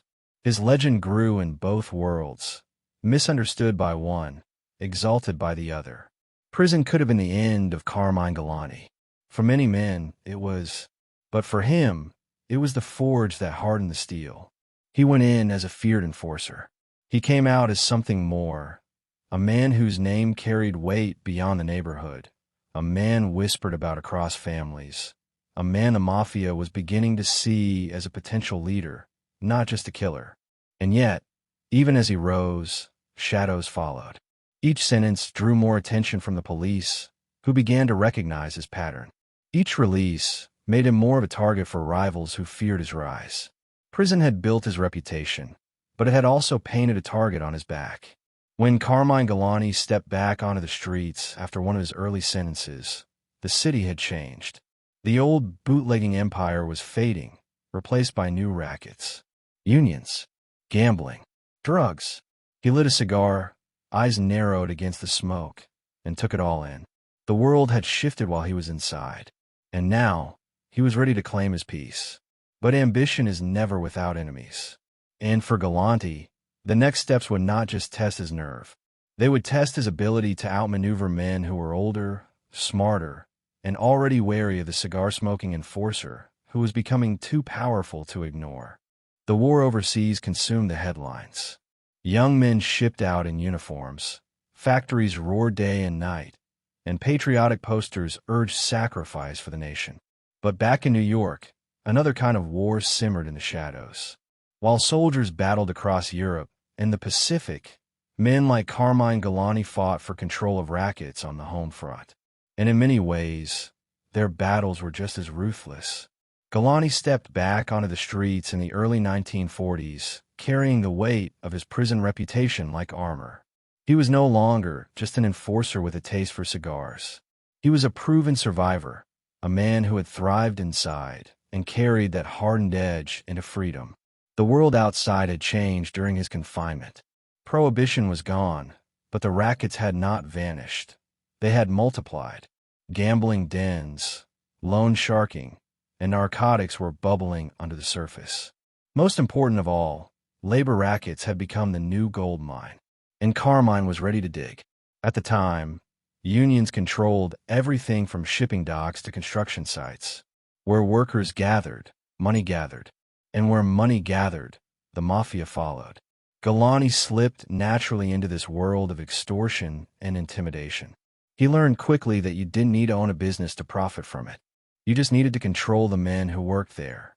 By planting himself in the middle of union disputes, he could decide which contracts moved forward, which shipments left the docks, which workers kept their jobs. Fear became leverage, and leverage became cash. The scheme was simple on the surface. A foreman who refused to cooperate suddenly found picket lines outside his site, men refusing to work. A shipping company that resisted paying tribute suddenly discovered delays, missing cargo, or damaged goods. These weren't accidents. They were messages, and the man delivering them often wore a cigar between his teeth and a smirk on his face. Carmine turned the mechanics of labor unrest into a personal empire of intimidation. He thrived because he had no hesitation. Extortion required nerve. You had to walk into a man's office, stare him in the eye, and make it clear that he had no choice. Most men hesitated when lives and livelihoods were on the line. Carmine never did. He would sit across from businessmen, calmly puffing smoke into the air, his silence louder than threats. And when words failed, violence followed. Broken windows, beaten workers, fires set in the night. Each act reinforced the reality. Resistance was useless. World War II created a paradox that benefited men like him. The government focused on the war effort, pouring resources into defeating enemies abroad. That left fewer eyes on the underworld at home. The docks bustled with military shipments, weapons, and supplies destined for Europe. Those shipments also offered opportunities for theft, smuggling, and control. Galante inserted himself into this ecosystem, carving out influence where others hesitated. To him, war was not a tragedy. It was a distraction, a chance to expand without interference. By now, he was no longer just another soldier in the Bonanno family. He was becoming trusted. Joseph Bonanno valued loyalty and effectiveness, and Galante provided both in abundance. He collected money with efficiency, silenced opposition with precision, and never betrayed his bosses. For Bonanno, this was gold. For Carmine, it was a stepping stone. Each job reinforced his standing. Each success pulled him deeper into the heart of the family's operations. The nickname, the Cigar, followed him everywhere. It wasn't just an affectation. It was branding, a symbol that made him unforgettable. Rivals remembered the glowing tip of a cigar just before a beating. Businessmen remembered the smoke curling in the air as they signed away their profits. Allies remembered the calm figure puffing away even in the tensest moments, unbothered by the chaos around him. The cigar was his shield and his signature, a small ritual that made his menace unforgettable. But behind the smoke, ambition burned hotter. Galante didn't just want to be a tool of the Bonanno family. He wanted to shape it, and he was already maneuvering toward that future, one extortion scheme at a time. He built relationships with union bosses, shipping contacts, and low-level politicians. Some were bought with envelopes of cash. Others were bullied into compliance. All of them added bricks to the foundation of his growing power. The violence never stopped. If anything, it grew sharper. One labor organizer who tried to resist Mafia influence was found beaten so badly that doctors doubted he would ever walk again. Another man simply vanished, his disappearance never solved, but his absence sending a message more powerful than words. Each incident deepened Galante's reputation as the man who ensured obedience. He didn't negotiate. He enforced. And enforcement meant blood. The police knew his name by now. Detectives tracked him, noted his appearances at union meetings, filed reports on his suspected involvement in assaults and disappearances. But as always, evidence never held. Witnesses remained silent, intimidated into forgetfulness. Victims refused to testify, terrified of the consequences. Galante walked free, again and again, the smoke of his cigars taunting the system that couldn't cage him. His rise wasn't just about brutality. It was also about timing. The 1940s were a decade of transition for the Mafia. The old world bosses were fading, their power eroded by modern structures Luciano had set in motion. Younger men, sharper and more ruthless, were taking their place. Carmine fit perfectly into this new breed. He was young enough to adapt, violent enough to command respect, and ambitious enough to climb. The combination made him dangerous, not just to rivals, but to anyone who underestimated him. He began to carry himself differently. No longer the errant boy, no longer just the feared enforcer. Now he was a trusted soldier, a man who could walk into a room and command attention. The Bonannos rewarded him with more responsibility, more delicate tasks, more trust. And Carmine delivered, every time. He didn't seek the spotlight, but he didn't need to. His work spoke for him, and every whisper of his name carried weight. The war raged on overseas, but Carmine fought his own war in the streets of New York. His battlefield was the docks, the unions, the storefronts that paid tribute. His weapons were fear, silence, and the ever-present cigar that marked his presence. And slowly, inevitably, his influence grew beyond the boundaries of East Harlem. Yet even as he rose, shadows gathered. His ruthlessness, so valuable to Bonanno, was beginning to draw attention from others. Rival families noticed the young soldier making waves. Police noticed the pattern of crimes circling his name. Federal agents, increasingly worried about labor corruption, began sniffing around the unions he controlled. Galante was moving upward, but every step brought him into sharper focus. That never slowed him. If anything, it seemed to embolden him. He carried himself with the same calm arrogance, convinced that no prison, no rival, no law could break him. And for a time, it seemed he was right. Each year, the 1940s layered more fear onto his reputation, more trust from Bonanno, more silence from the victims who crossed his path. The boy from East Harlem, once just another delinquent, had become something far larger. He was now a fixture in the Mafia world, a soldier whose cigar smoke trailed through union halls, backrooms, and alleys alike.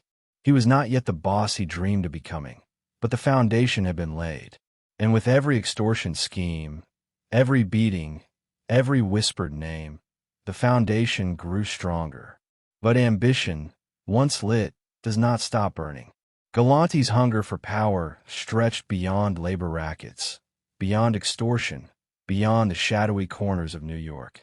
His eyes were already drifting toward a prize more lucrative, more dangerous, and more global than anything he had touched so far.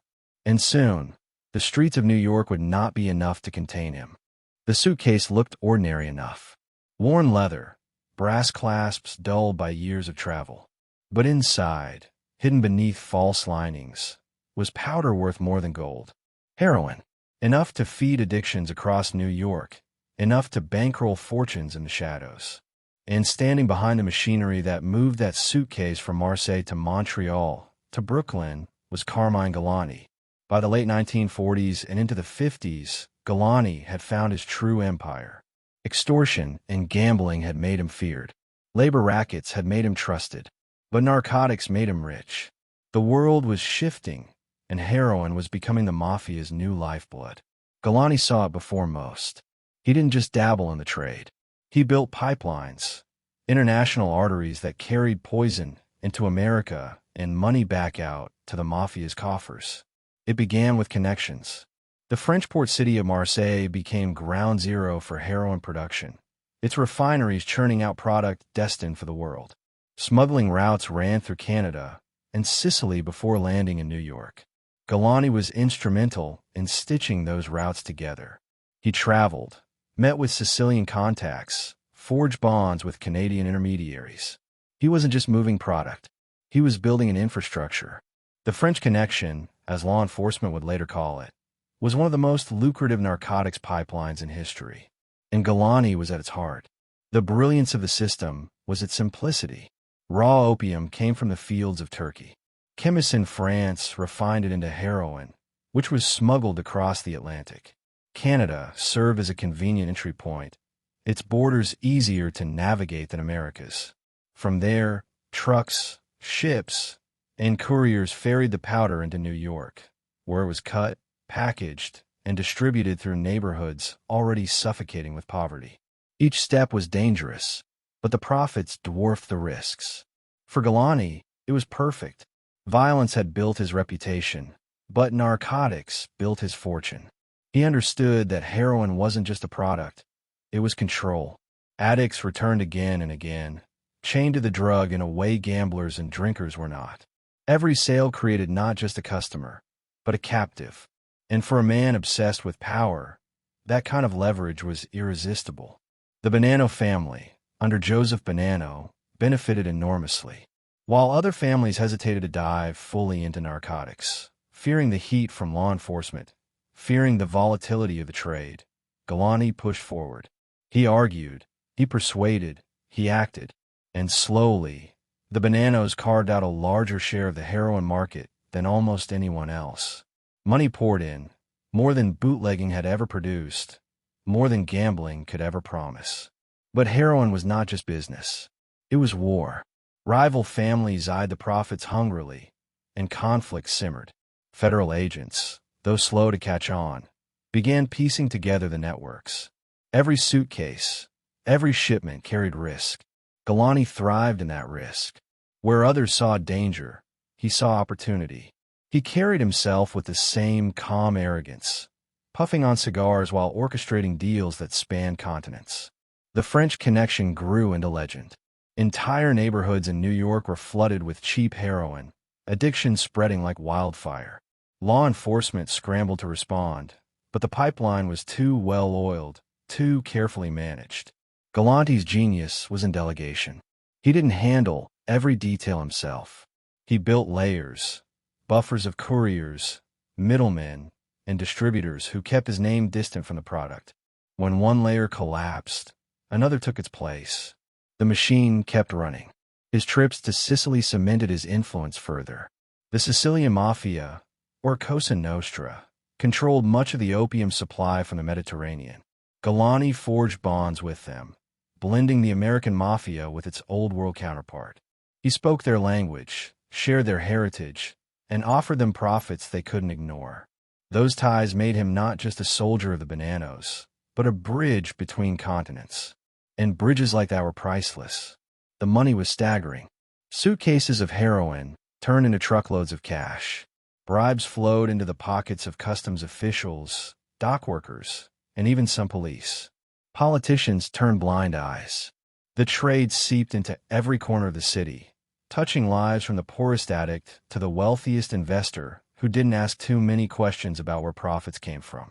Galante stood in the middle, orchestrating it all, a cigar glowing as he watched money stack higher than ever before. Yet the profits carried shadows. Heroin destroyed lives, hollowed out communities, and left trails of death and despair. To Carmine, it was collateral damage. He didn't see the addicts as people. He saw them as proof of his success.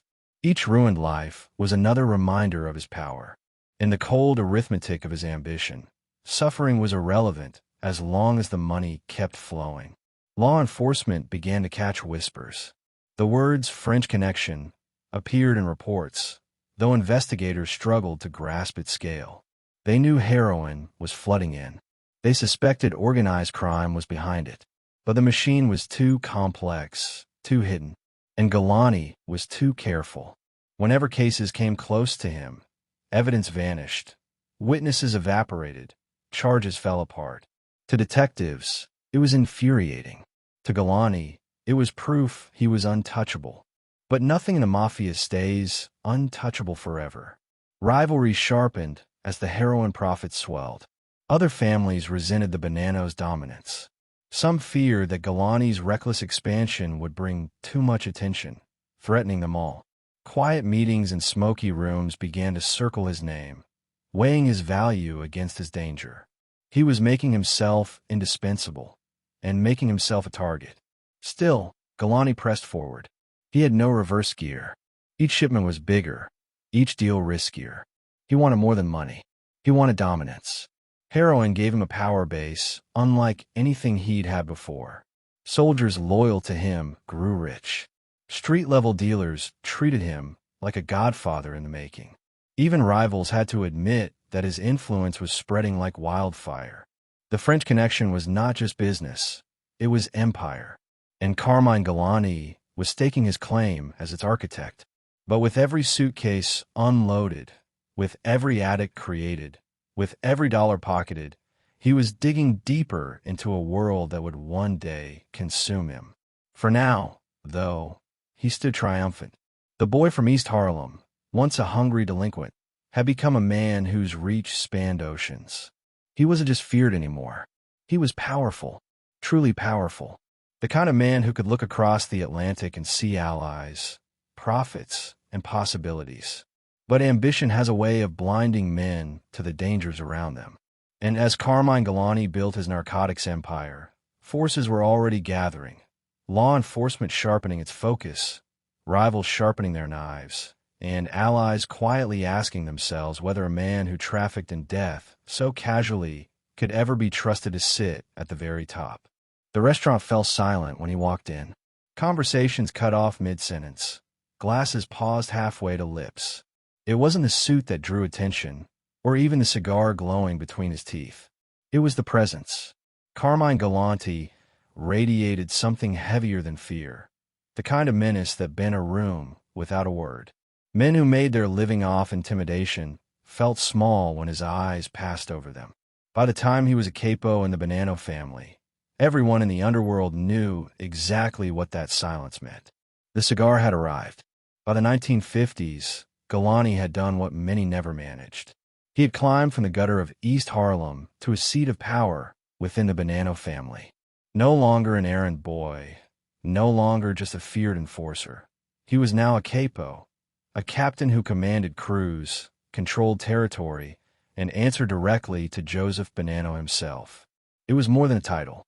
It was recognition that he had not only survived the wars of the streets, but mastered them.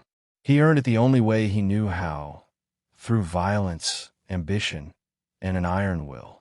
Where others hesitated, he acted. Where others softened with age, he hardened. His crews controlled labor rackets, gambling operations, and most lucratively, narcotics routes that still trickled in through the French Connection pipeline he had helped stitch together. Every dollar that flowed through those ventures fattened his reputation and tightened his grip on the streets. But power did not change his nature. Galante remained volatile, quick to anger, quicker to violence. Allies feared him almost as much as rivals did. Stories spread of meetings where his temper flared so suddenly that men left shaken, convinced they had barely escaped with their lives. To him, fear wasn't a byproduct of power. It was the tool that kept power intact. He wielded it like a blade, cutting through hesitation, silencing opposition before it could take root. The cigar never left his mouth.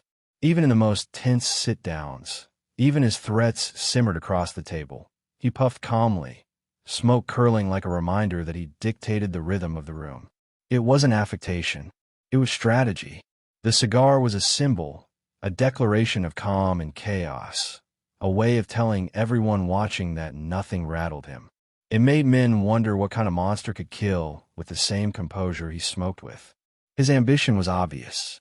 Other capos were content to manage their rackets, skim profits, and keep the peace. Galante wanted more. He wasn't satisfied with envelopes of cash or whispered respect. He wanted territory, influence, the kind of reach that stretched beyond neighborhoods into the marrow of the city itself. He spoke openly of expanding the narcotics trade, of pushing deeper into Canada, of binding the Bonanno family more tightly to Sicilian suppliers. To some, he sounded visionary. To others, reckless. But Joseph Bonanno trusted him. The boss valued loyalty and decisiveness, and Galante provided both. He was the blunt instrument Bonanno could rely on when subtlety failed. If a message needed to be delivered, if a rival needed to be silenced, if a scheme required enforcement, Carmine was the man. That trust gave him latitude others could only envy.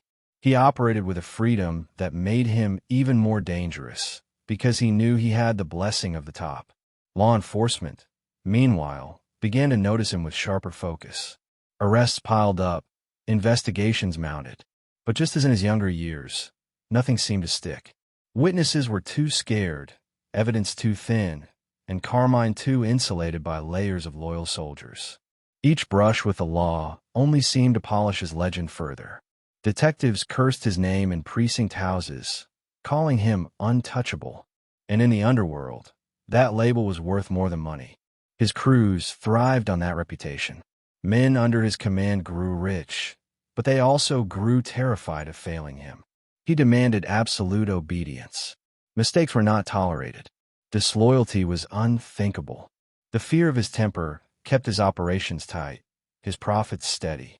Soldiers whispered that working under Galante was like serving in a storm, unpredictable, violent, but impossible to ignore. Many hated him. None dared defy him. The 1950s bled into the 60s, and Carmine's star continued to rise. His connections to Sicily deepened, making him not just a New York capo, but an international player. He traveled, forged alliances, and strengthened smuggling routes. Every trip expanded his influence. Every handshake added weight to his name. Soon, he wasn't just feared in New York. He was whispered about in Montreal, in Marseille, in Palermo. His reach was no longer local. It was global. But the same ambition that fueled him also made him dangerous to his own allies. Other Bonanno capos eyed him warily, aware that his hunger for power might one day set him against them. His volatility made him unpredictable, and unpredictability in the Mafia was a liability. Quiet conversations began to circulate, men questioning whether Galante's rise was sustainable, whether his fire would eventually burn the family itself.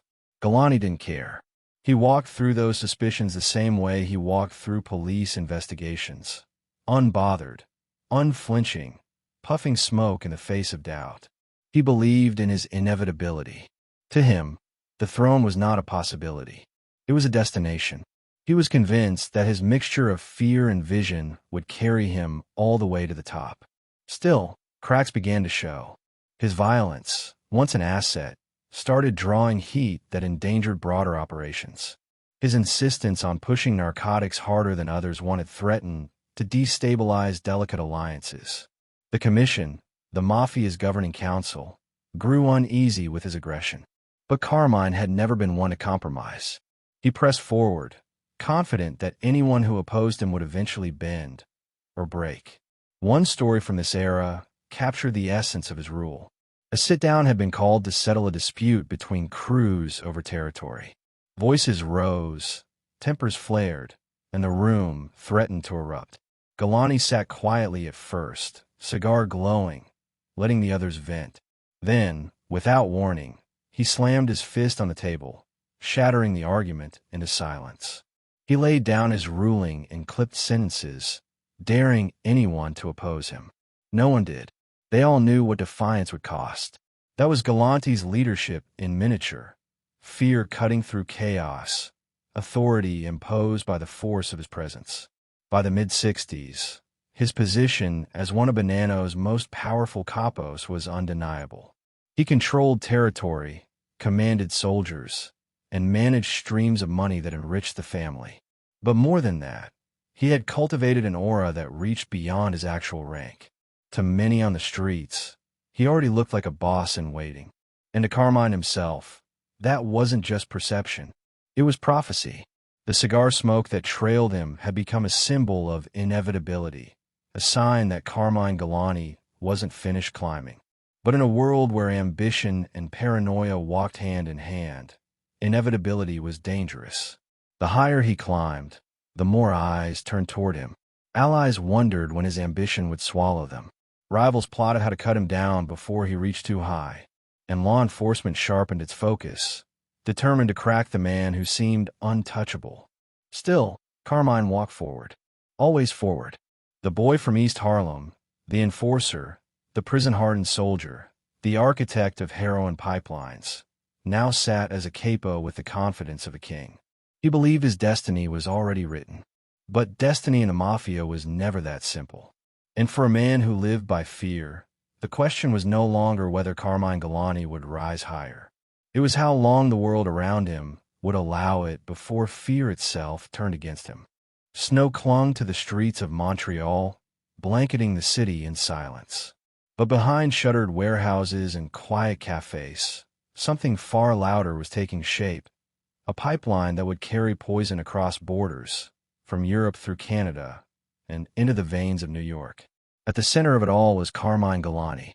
While the city slept, He was turning Montreal into the heartbeat of a global heroin empire. By the mid-1950s, Galante had grown restless.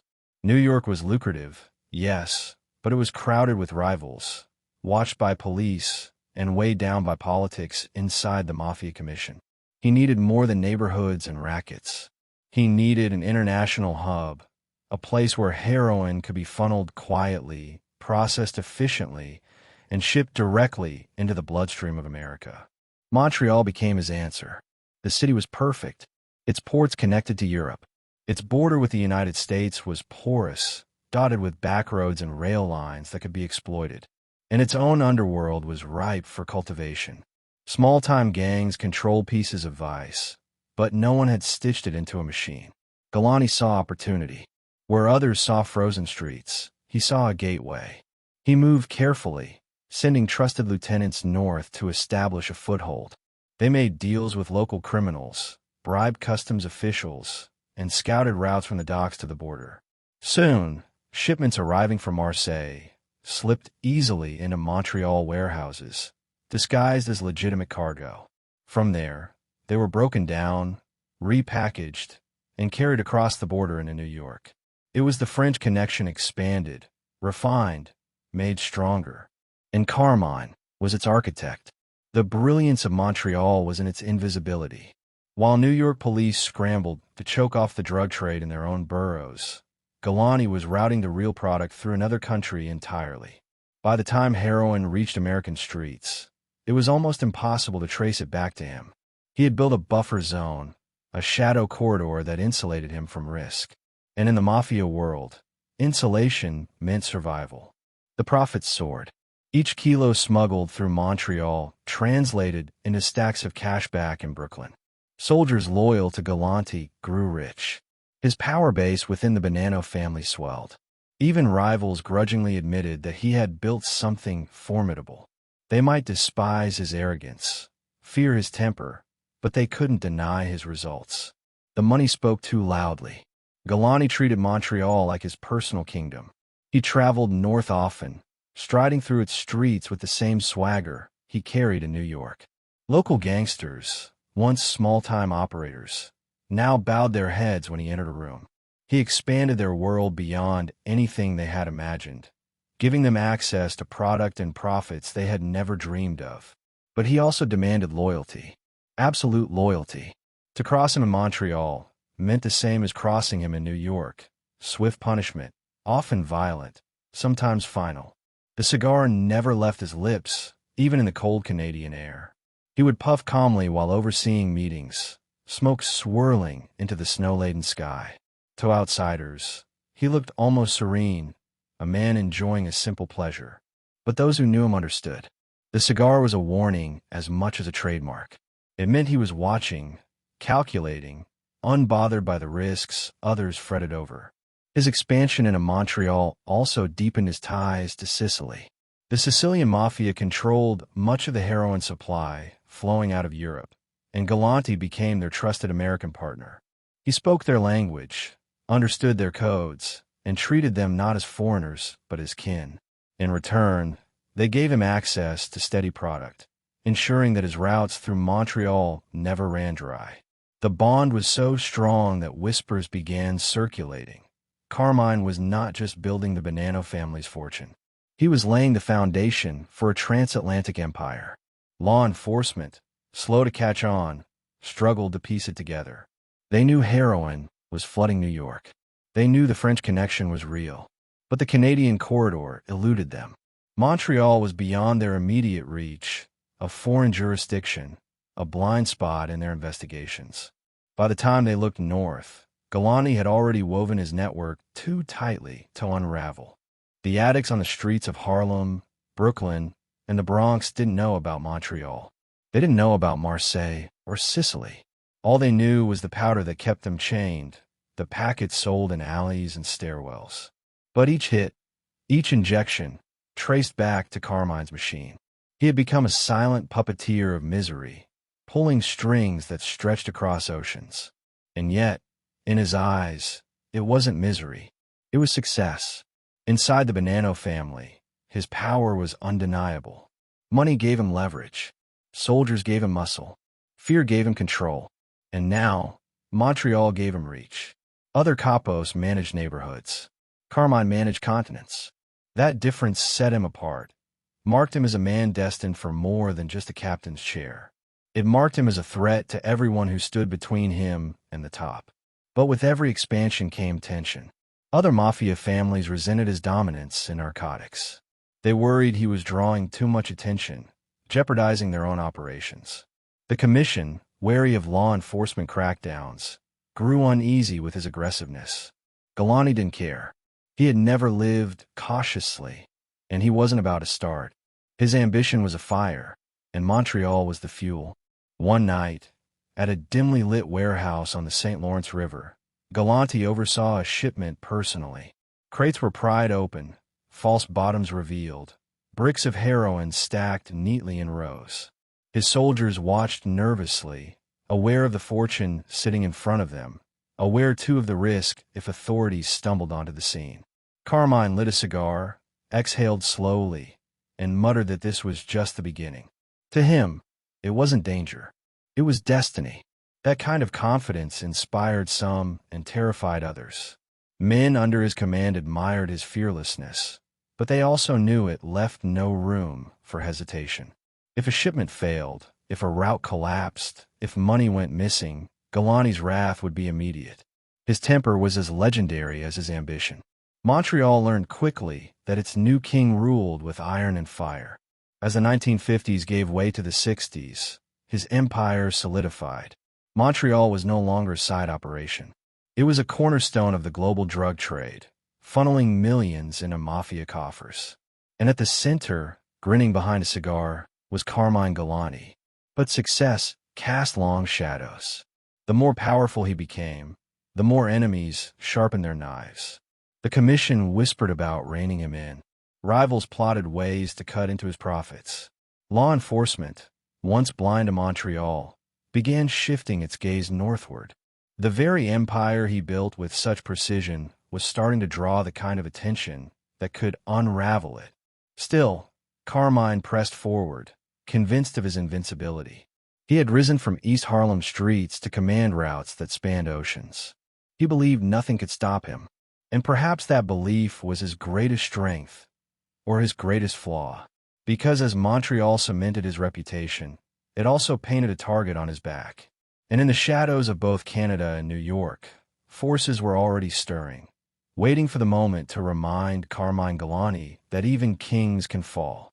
The commission's meeting rooms were not like the smoky bars or cluttered warehouses where soldiers gathered.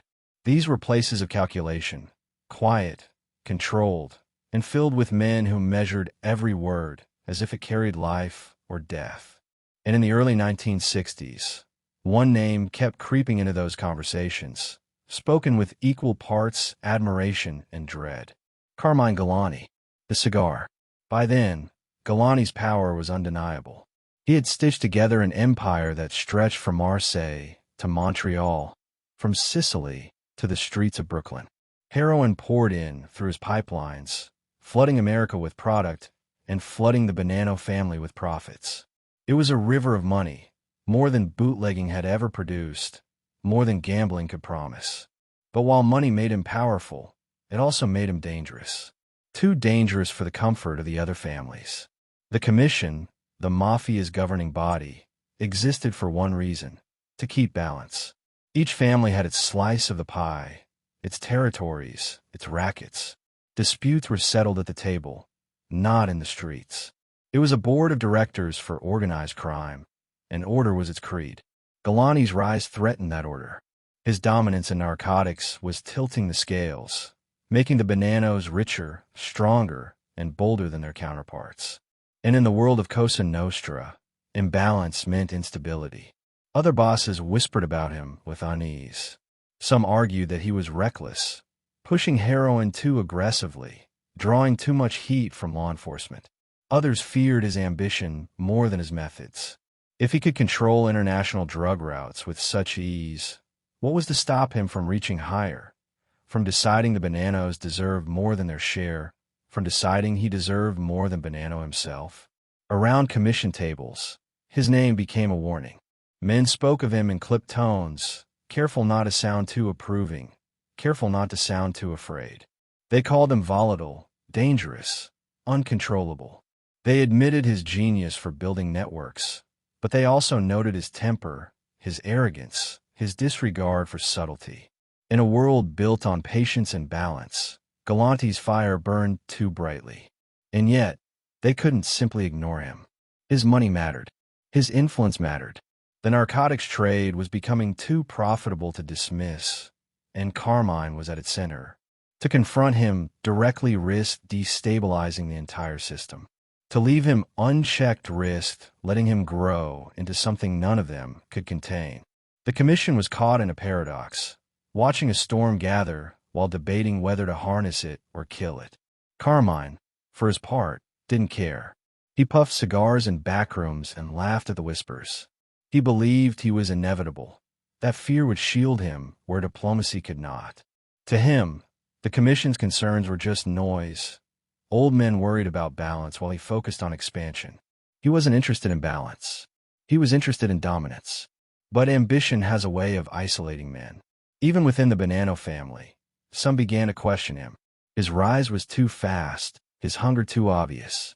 Joseph Bonanno trusted him, yes, but others worried that Carmine's ambition might eventually eclipse loyalty itself. He was no longer just a soldier serving the family. He was a force shaping it, bending it, and perhaps preparing to seize it. The commission saw the danger clearly. A capo who thought like a boss. A soldier who acted like a king. They had seen men like that before, and the endings were always bloody. Some argued that Galante needed to be checked, reminded of his place. Others argued for patience, letting time and pressure reveal whether he could be controlled. But control was never Carmine's language. His dictionary contained only two words: fear and power. Law enforcement, too, was beginning to piece together the narcotics puzzle. Federal agents whispered about the French connection, about the Canadian corridor, about Sicilian ties. The spotlight was narrowing, and while the commission wanted to keep shadows intact, Galante seemed to invite the glare. He didn't soften his operations. He didn't slow down shipments. He pressed harder, convinced that momentum was protection.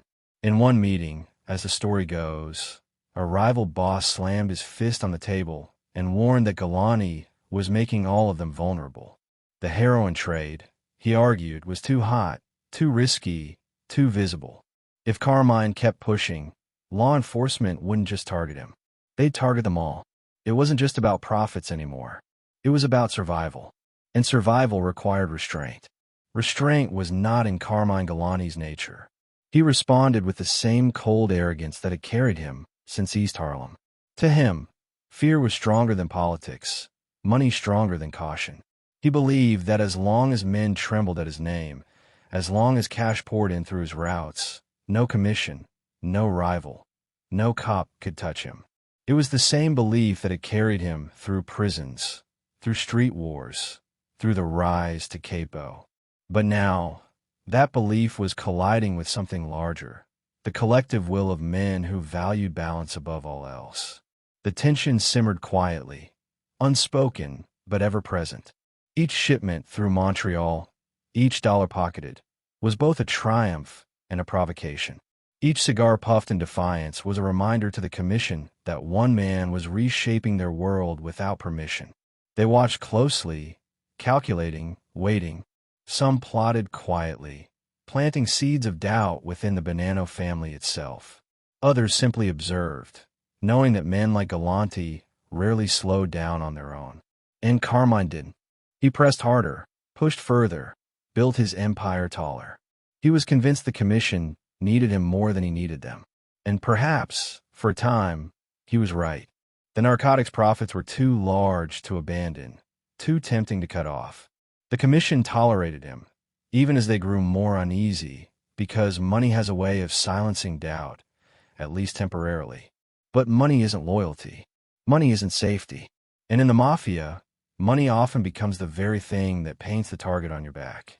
As the 1960s marched on, Carmine Galante's empire grew, but so did the whispers against him. The commission's patience was wearing thin. Rivals sharpened their knives. Allies watched with suspicion. And Carmine, puffing calmly on his cigars, believed none of it could touch him. But the commission was watching. Watching every move, every shipment, every sign that the cigar was not just a capo, but a storm threatening to consume them all. And storms, no matter how powerful, always draw lightning. The jury filed back into the courtroom, their faces set in stone. The verdict was read, and for the first time in years, Carmine Galante's fate seemed sealed.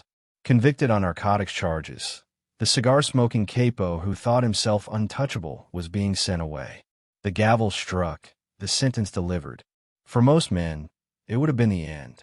For Galante, it was the beginning of another transformation. The year was 1962, and the government had finally cornered him. For years they had chased shadows, trying to untangle the French connection, trying to prove what everyone already whispered, that Galante was one of the architects of the global heroin pipeline. The evidence was enough this time, just enough to push through his walls of intimidation and silence. A conviction, a sentence, prison again. But Galante didn't flinch. As marshals led him away, he carried himself with the same calm arrogance, a cigar clamped between his teeth, as if mocking the system one last time.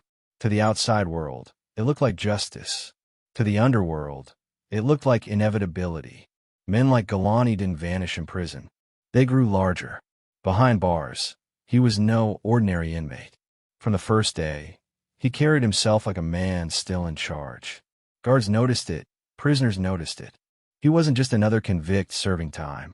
He was Carmine Galante, capo of the Bonanno family, architect of heroin routes, the cigar.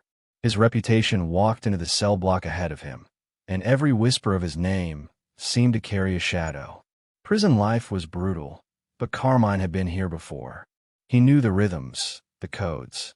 He understood how to survive, how to thrive. Violence earned respect. Connections earned power. And money, even behind bars, was still a weapon. He used all three. Cigarettes, food, favors, everything had value, and Galante made sure he had access to it all. Other inmates gravitated toward him.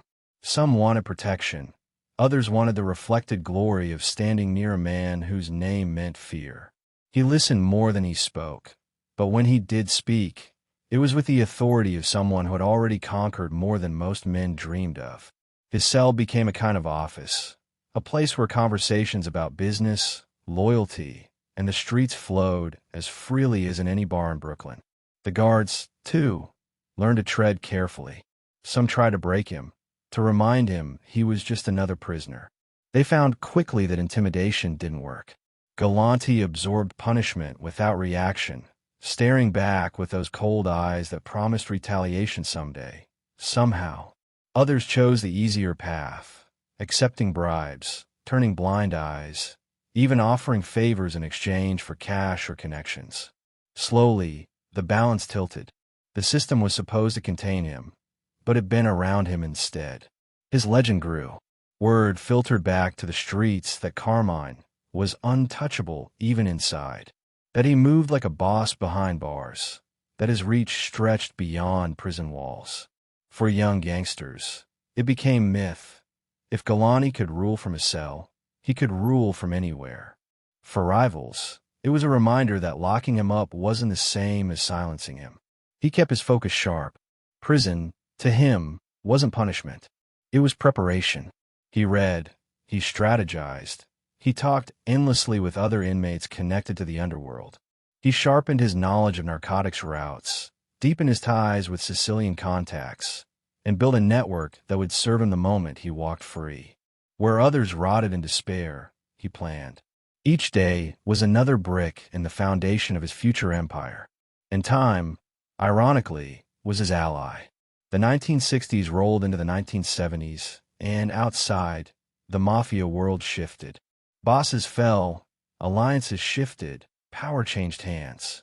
Galante remained in his cell, but his name grew louder, not quieter. Every headline about narcotics seemed to circle back to him. Every whisper about the French connection carried his ghost. He had become larger than his sentence, a figure looming over the underworld even as he sat in a prison yard puffing on contraband cigars. Inmates told stories of his temper, how even inside he would explode with sudden violence, reminding everyone that the cigar was never to be crossed. Yet they also told stories of his calm, how he could sit for hours, silent, watching, calculating. He was both storm and silence, and both made him terrifying. For the Bonanno family, his incarceration was a paradox. On one hand, they lost a powerful capo, a man whose narcotics empire had made them rich. On the other, his very absence made him mythic, a figure of fear and respect whose reputation kept rivals cautious. Joseph Bonanno valued his loyalty, but others in the family began to wonder what would happen when Carmine returned. Would he serve quietly, or would his ambition burn hotter than ever? Galante already knew the answer. He had no intention of fading. Prison was not a cage to him. It was a chrysalis, and when he emerged, he intended to emerge stronger, hungrier, more dangerous. The federal government believed the sentence would neutralize him, keep him out of the game long enough to protect the streets. But in reality, it amplified him. By the time he was paroled in the early 1970s, he wasn't just a capo coming home. He was a legend returning to claim what he believed was already his. The prison gates swung open, and Carmine Galante stepped into the sunlight with the same calm arrogance, puffing smoke into the air. He had been gone for nearly a decade, but in his mind, the throne had been waiting. The underworld braced itself, because the cigar had returned, and he was not coming back to play the role of soldier. He was coming back for the crown. And with every step he took, men who once whispered his name in fear now wondered aloud. How far would Carmine Galante go before even the Mafia itself could no longer contain him? The prison gates opened in 1974, and Carmine Galante stepped out like a man who had been waiting for this exact moment his entire life. The years behind bars had not dimmed him. If anything, they had sharpened him. He walked with the same heavy confidence, a cigar glowing between his teeth, eyes scanning the world as if measuring it for conquest. For most men, prison was a wound. For Galante, it was a pause. And now the pause was over. The streets had changed while he was away. The Mafia was no longer the same machine he had left in the early 60s. Bosses had fallen, others had risen, and rivalries had deepened. But Carmine didn't see fragility. He saw opportunity.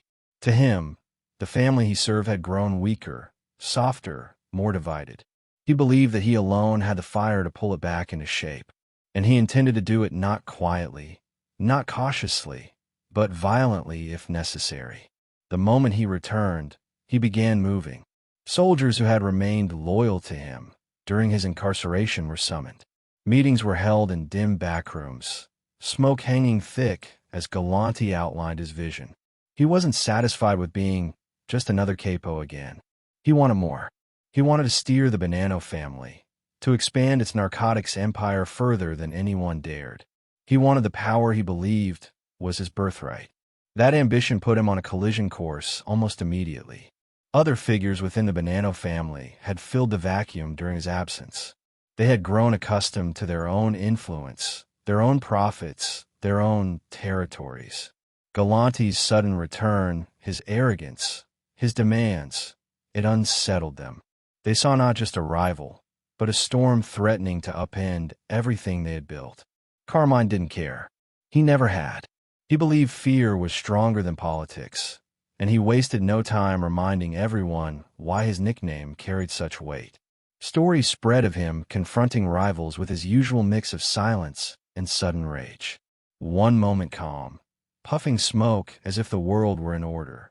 The next, erupting in violence, a fist or a threat landing with the force of inevitability. Soldiers remembered why they had once obeyed him. Rivals remembered why they had once avoided him. The cigar was back, and the room bent around him once again. But the landscape was more complicated now. The commission was watching more closely than ever. Federal agents had become obsessed with narcotics cases, pouring resources into investigations, tapping phones, planting informants. The heroin trade, once a shadowy pipeline, was now under constant scrutiny. and Galante's determination to dominate that trade made him a liability in the eyes of many. Where other bosses counseled caution, he demanded expansion. Where others whispered about law enforcement, he laughed in their faces. He walked into meetings with the same arrogance that had carried him through prison, making it clear he saw himself not as a returning capo, but as a leader in waiting. Some admired his audacity, convinced that his ruthless drive was exactly what the family needed. Others recoiled, certain that his recklessness would bring ruin. But love him or hate him, none could ignore him. His presence was too heavy, his reputation too sharp. Galante spoke of Montreal again, of Sicily, of routes that could funnel heroin into America with unprecedented efficiency. He promised fortunes, rivers of money that could eclipse anything the other families controlled. But beneath those promises was a threat, subtle yet unmistakable. Join him, or be crushed by him. It wasn't a proposal. It was a declaration. The clash was inevitable. Rival factions within the Bonanno family bristled under his return.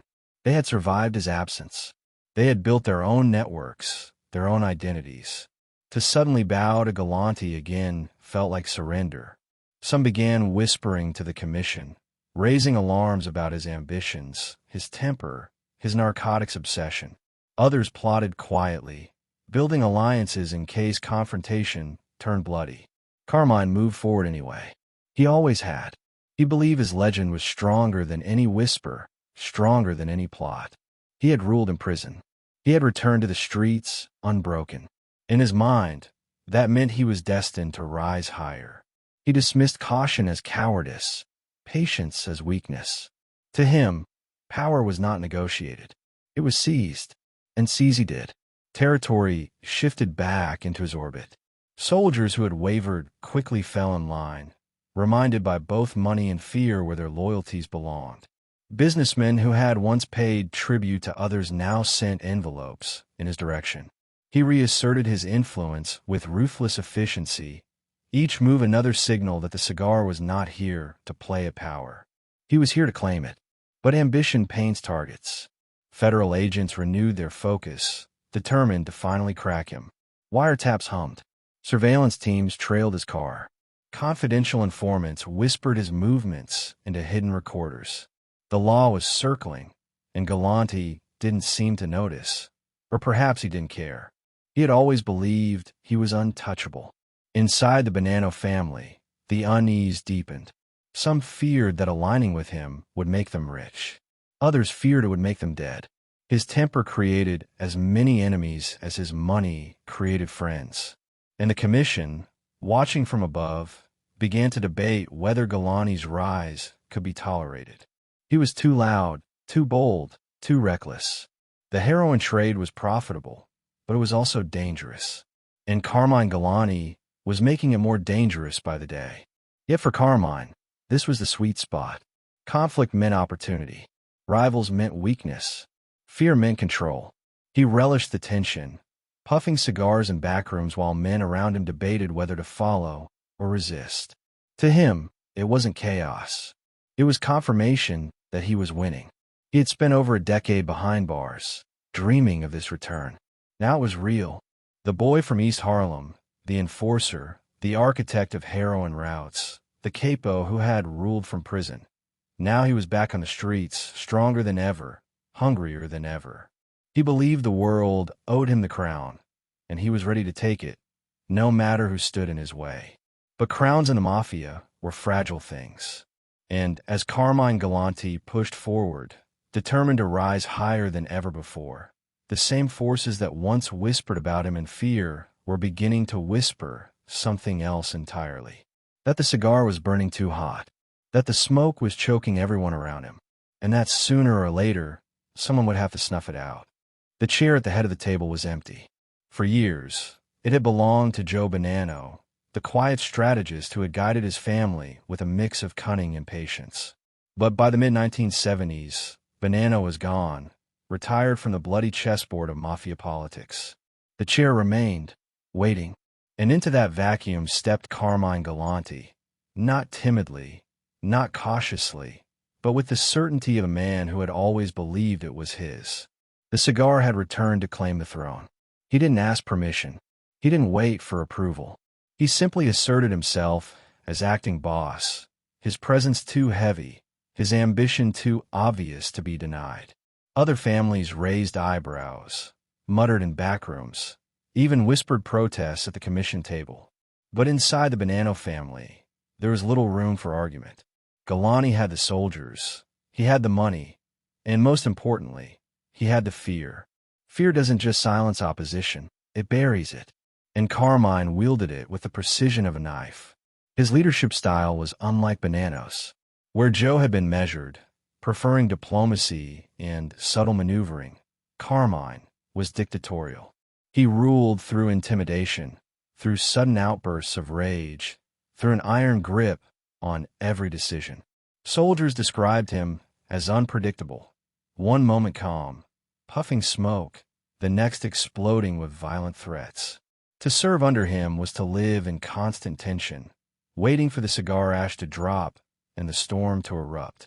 Yet his dominance was undeniable. He expanded narcotics operations with relentless drive, treating heroin not as a sideline, but as the backbone of the family's power. He didn't hide it, didn't disguise his obsession with the trade the way others tried to. He embraced it openly, convinced that the profits outweighed the risks, that the rivers of money would drown any opposition. He was wrong, but in those early years as acting boss, it seemed he was untouchable. The Bonanno family under Galante became a kingdom of fear. Captains who hesitated were stripped of influence. Soldiers who questioned him vanished or were left broken. Businessmen who resisted his extortion schemes quickly learned that his patience was measured in seconds. He had no interest in compromise. His vision was absolute control, and he pursued it with a ruthlessness that made even hardened mobsters nervous. The cigar was everywhere, his signature as leader.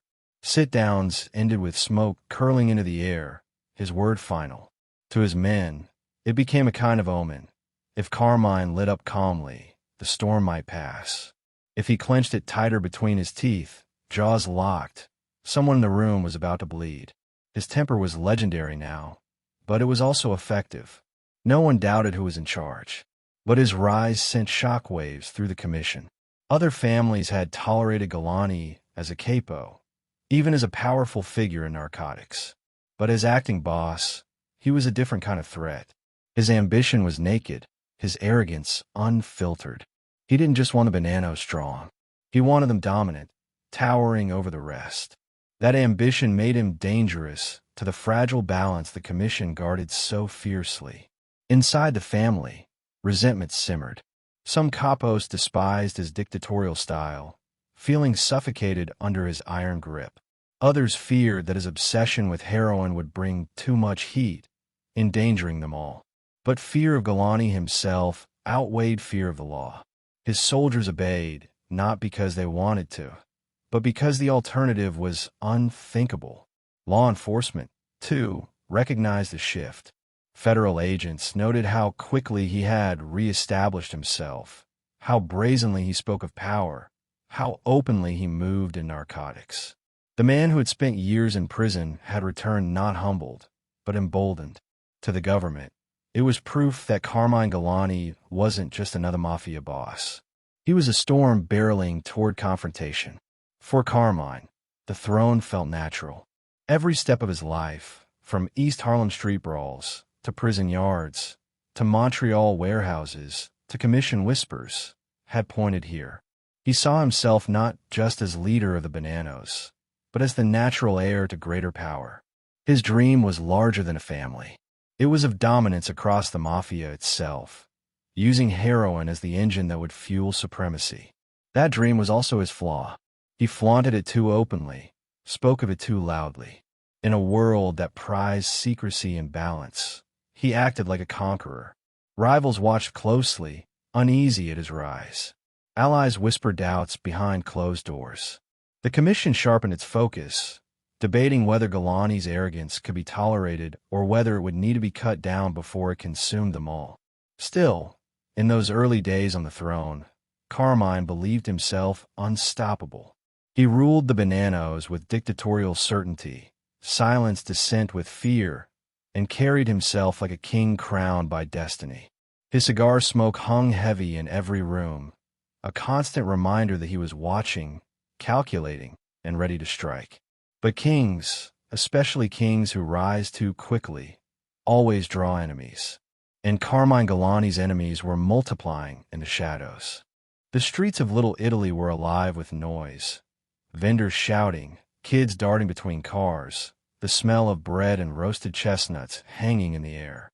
And in the middle of it all, Carmine Galante strolled calmly, puffing on a cigar as if he owned every block beneath his shoes. He didn't glance over his shoulder.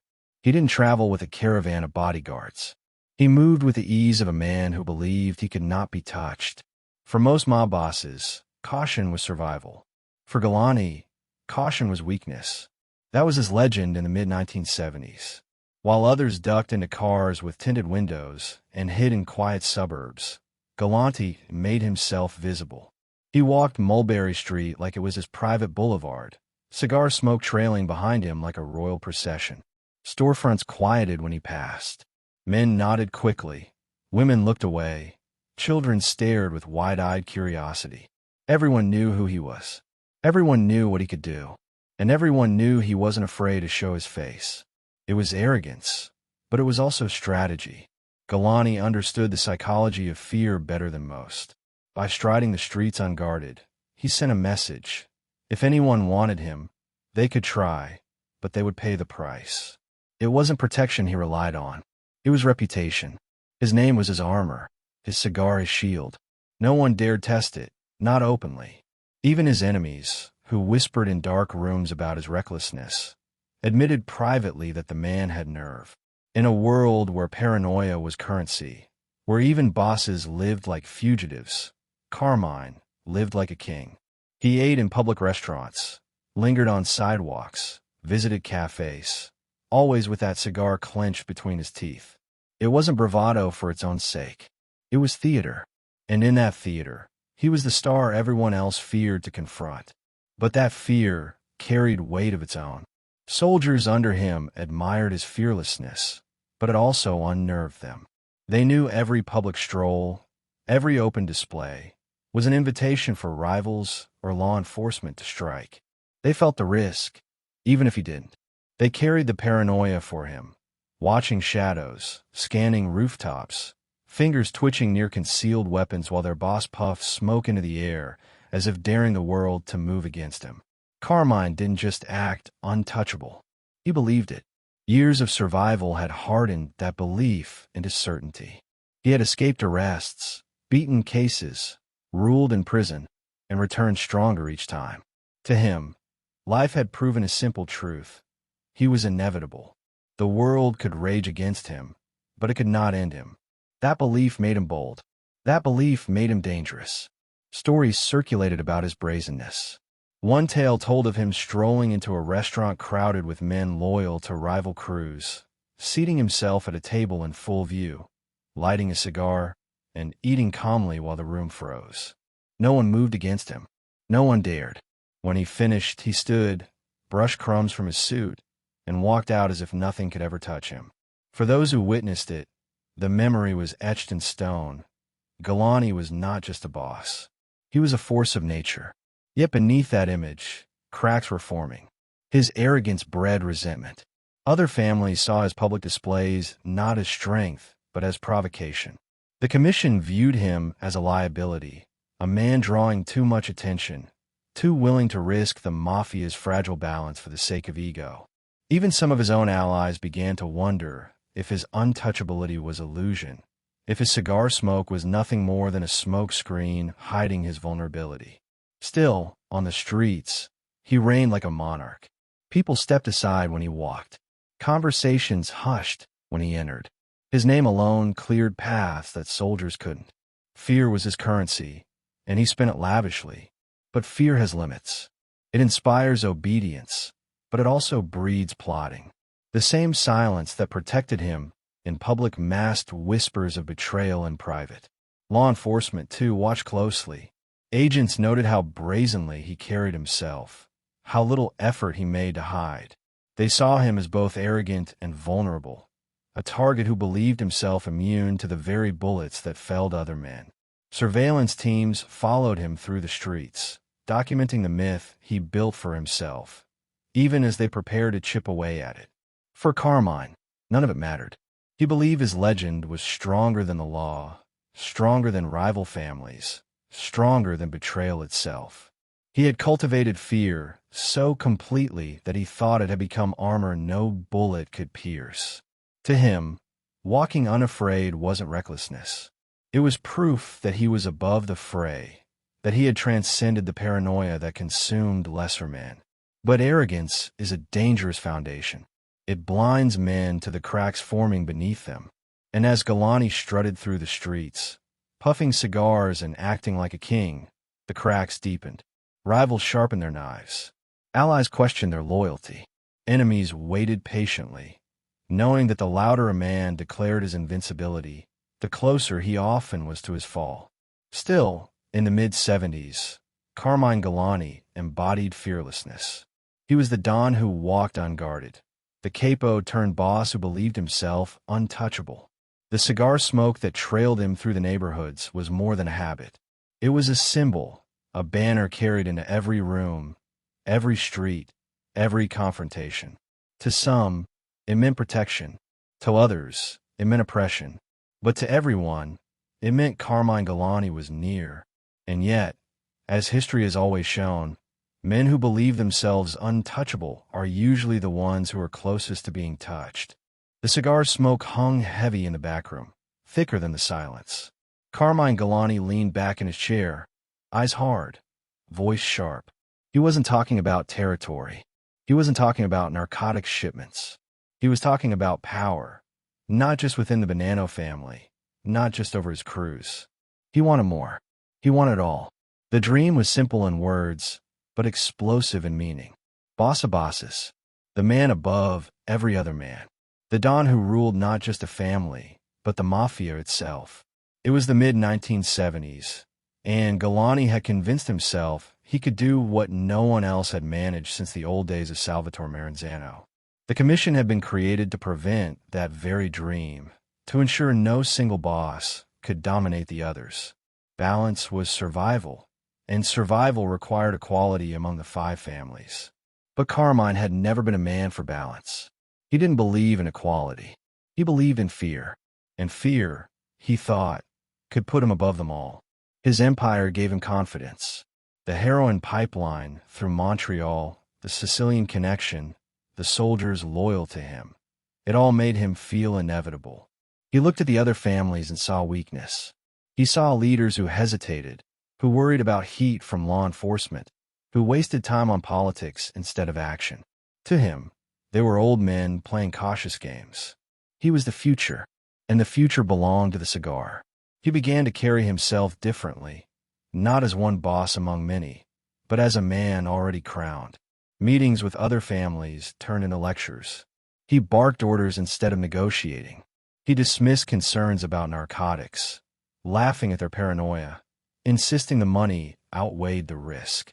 To him, their caution was cowardice. His ambition was courage, and he believed courage would win.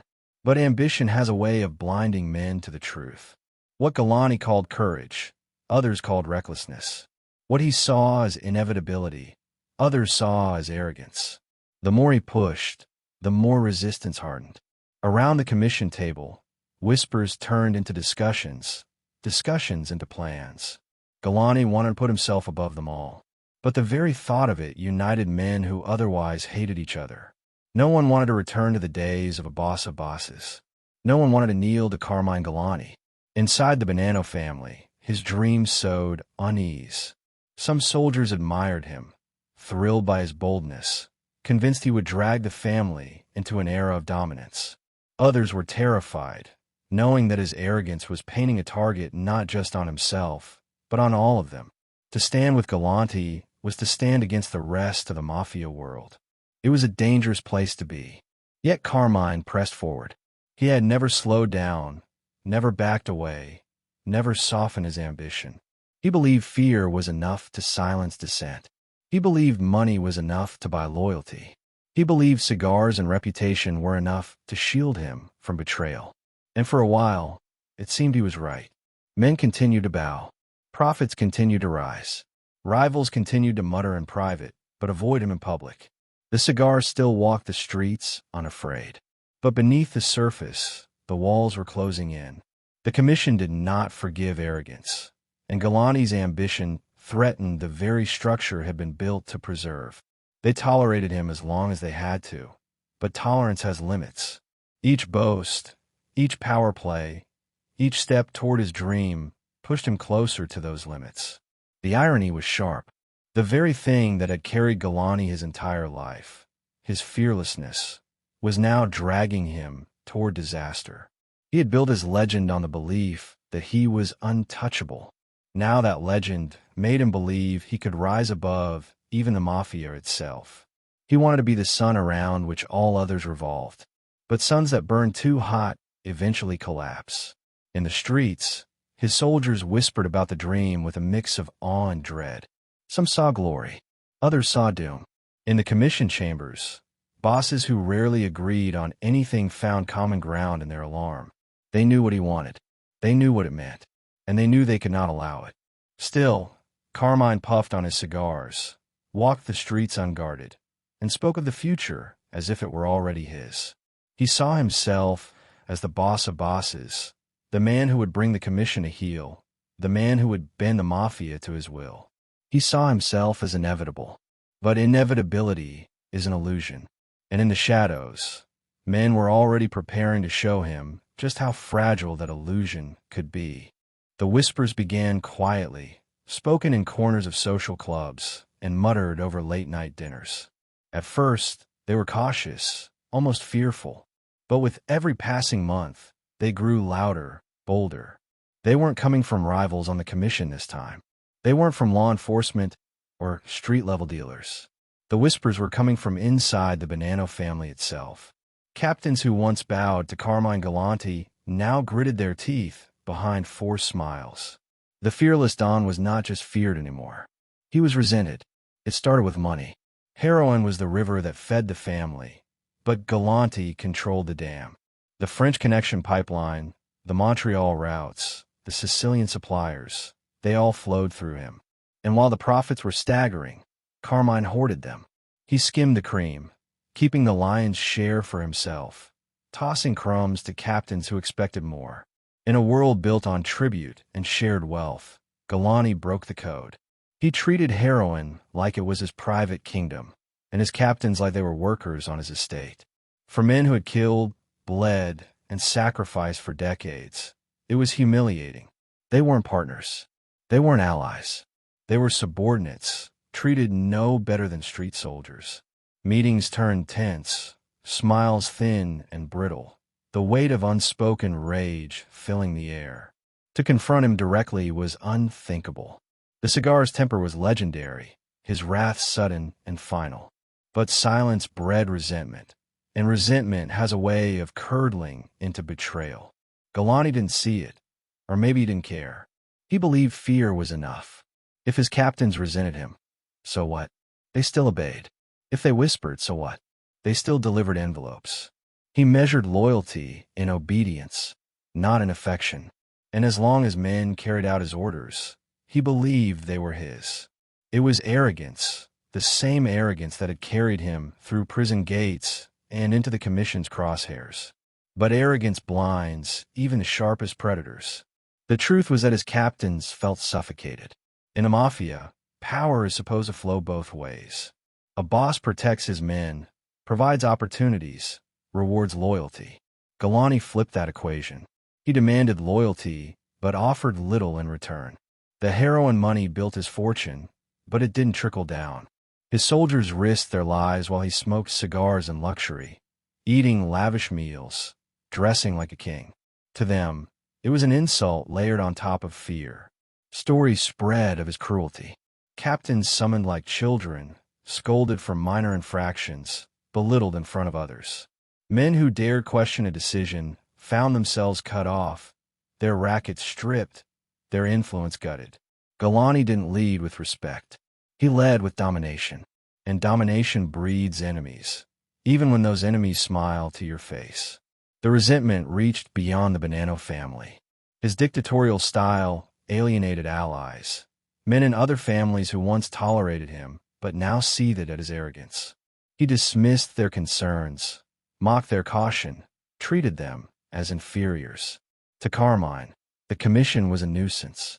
To the commission, Carmine was becoming intolerable. And inside his own house, the walls were cracking. In quiet corners, Bonanno captains began to murmur to each other. They spoke of money withheld, of insults endured, of a boss who treated them like dogs. They spoke of his obsession with power, his hunger to crown himself boss of bosses, dragging them all into danger. Some wondered aloud whether Galante was worth the risk, whether the fear he inspired was worth the heat he attracted, whether the Bonanno family might survive better without him. But no one dared say it too loud. Not yet. The cigar was still too feared. His temper was too sharp, his reach too long. One wrong word could mean a beating, a disappearance, a body found in the dark. And so the whispers stayed whispers, coiled in the shadows, waiting. Galante, meanwhile, pressed forward with his usual arrogance. He strutted through the streets, puffing smoke, acting as though nothing could touch him. He dismissed rumors of dissent, laughed off the commission's warnings, and carried himself like a man already enthroned above them all. To him, resentment was irrelevant. Fear would keep men in line. Money would silence doubts. Violence would crush rebellion. He believed it because it had always been true. Until now. The resentment was different this time. It wasn't coming from rivals across the table. It wasn't coming from faceless detectives in precinct houses. It was coming from men who sat beside him, men who knew his strengths and weaknesses, men who smiled in his presence but clenched their fists when his back was turned. These weren't outsiders. These were insiders. And insider resentment is the deadliest kind. Law enforcement began to sense the cracks too. Informants whispered that not everyone in the Bonanno family was happy, that Galante was hoarding wealth, alienating allies, and creating fractures. To agents listening through wires and reading reports, it looked like a potential opening. To the captains trapped under his thumb, it looked like a ticking clock. In Carmine's world, though, nothing had changed. He believed his legend was armor. He believed cigars and fear were enough to shield him. He believed that resentment was weakness, and that weakness would never overcome strength. He was wrong, because in the Mafia, resentment has a way of sharpening into knives. And those knives are always closest when they come from within. The meeting was quiet, deliberate, and dangerous.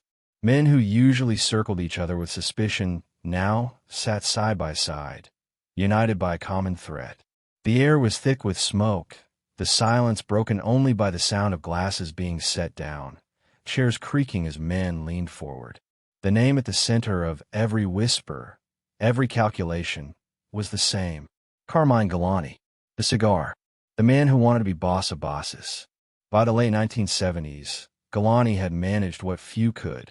He had terrified not just his own family but the entire Mafia world.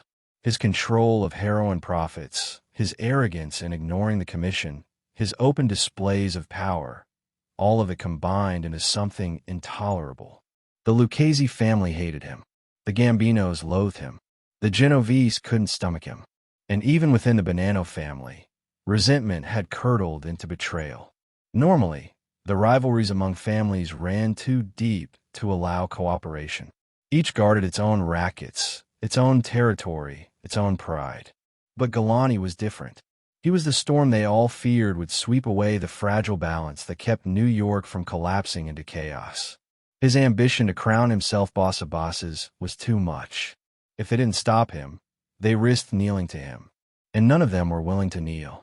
The Lucchese saw him as reckless. The Gambinos saw him as dangerous. The Genovese saw him as uncontrollable. Together, they made an unspoken agreement. Carmine Galante had to go. It was more than rivalry now. It was survival. The irony was sharp.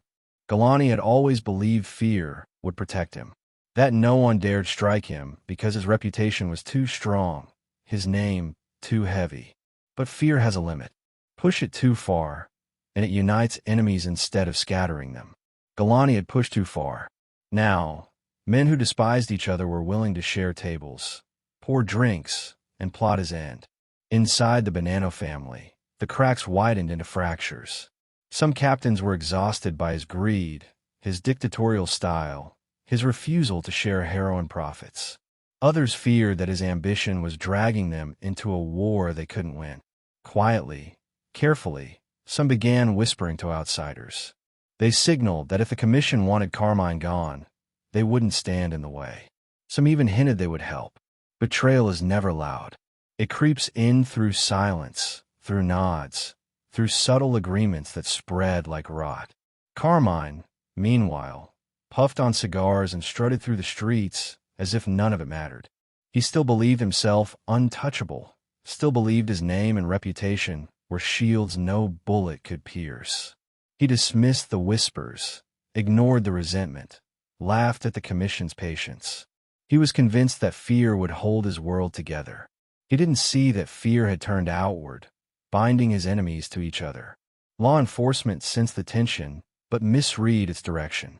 Agents believed the commission might try to rein him in politically, maybe strip him of power slowly. They didn't realize the decision had already been made. This wasn't about reining him in anymore. This was about eliminating him. The rival families moved cautiously, aware that killing Galante would ripple across the Mafia world. But they had something rare on their side: disloyalty within his own house. Bonanno captains who despised him had quietly given the green light, promising no retaliation if the deed was done. That assurance was all the commission needed. Without loyalty at home, Carmine was naked, even if he didn't know it yet. The calculation was brutal, but simple. One man's ambition was threatening everyone's survival. One man's greed was choking his own family. One man's arrogance was unraveling decades of balance. Remove him, and order might be restored. Leave him, and chaos was guaranteed. For men who thrived on control, the choice wasn't really a choice at all. In Mafia history, betrayals often came dressed as friendships. Smiles at the table, handshakes in the dark, promises whispered with conviction, all covering knives hidden just out of sight. Galante's world was no different. Even as his captains dined with him, even as they nodded at his orders, even as they carried envelopes of cash to his doorstep, some were already plotting how to see him buried. The commission had made its decision. The Lucchese, Gambino, and Genovese families, usually divided by pride and greed, had found unity in his destruction. The Bonannos themselves, fractured and weary of their dictator, had given tacit approval. The walls were closing in, and Carmine Galante didn't even see them. He believed his cigar smoke was still enough to cloud every danger. But smoke only lingers for so long, and in the silence of backroom meetings, his enemies were already deciding the day, the place, the hour when the smoke would finally clear. The July sun pressed down hard on Brooklyn, baking the pavement, thickening the air with heat. Inside Joe and Mary's Italian-American restaurant on Knickerbocker Avenue, the cool dimness felt like a retreat from the summer glare. Carmine Galante sat at a small outdoor patio table, shaded by an umbrella, his cigar burning steadily between his teeth. To everyone passing by, it looked ordinary, just another old man in a neighborhood spot, enjoying a long lunch. But this was no ordinary lunch. This was the last meal of a man who believed himself untouchable. The scene had a strange calm to it. Plates clinked, waiters moved with quiet efficiency. The faint hum of conversation drifted from the restaurant's interior. Galante leaned back, chewing slowly, smoke curling from his lips. He looked at ease, almost content. For a man who had built his life on violence, fear, and ambition, he appeared strangely relaxed that day, as if the weight of decades had lifted just a little. Yet beneath the calm, shadows gathered.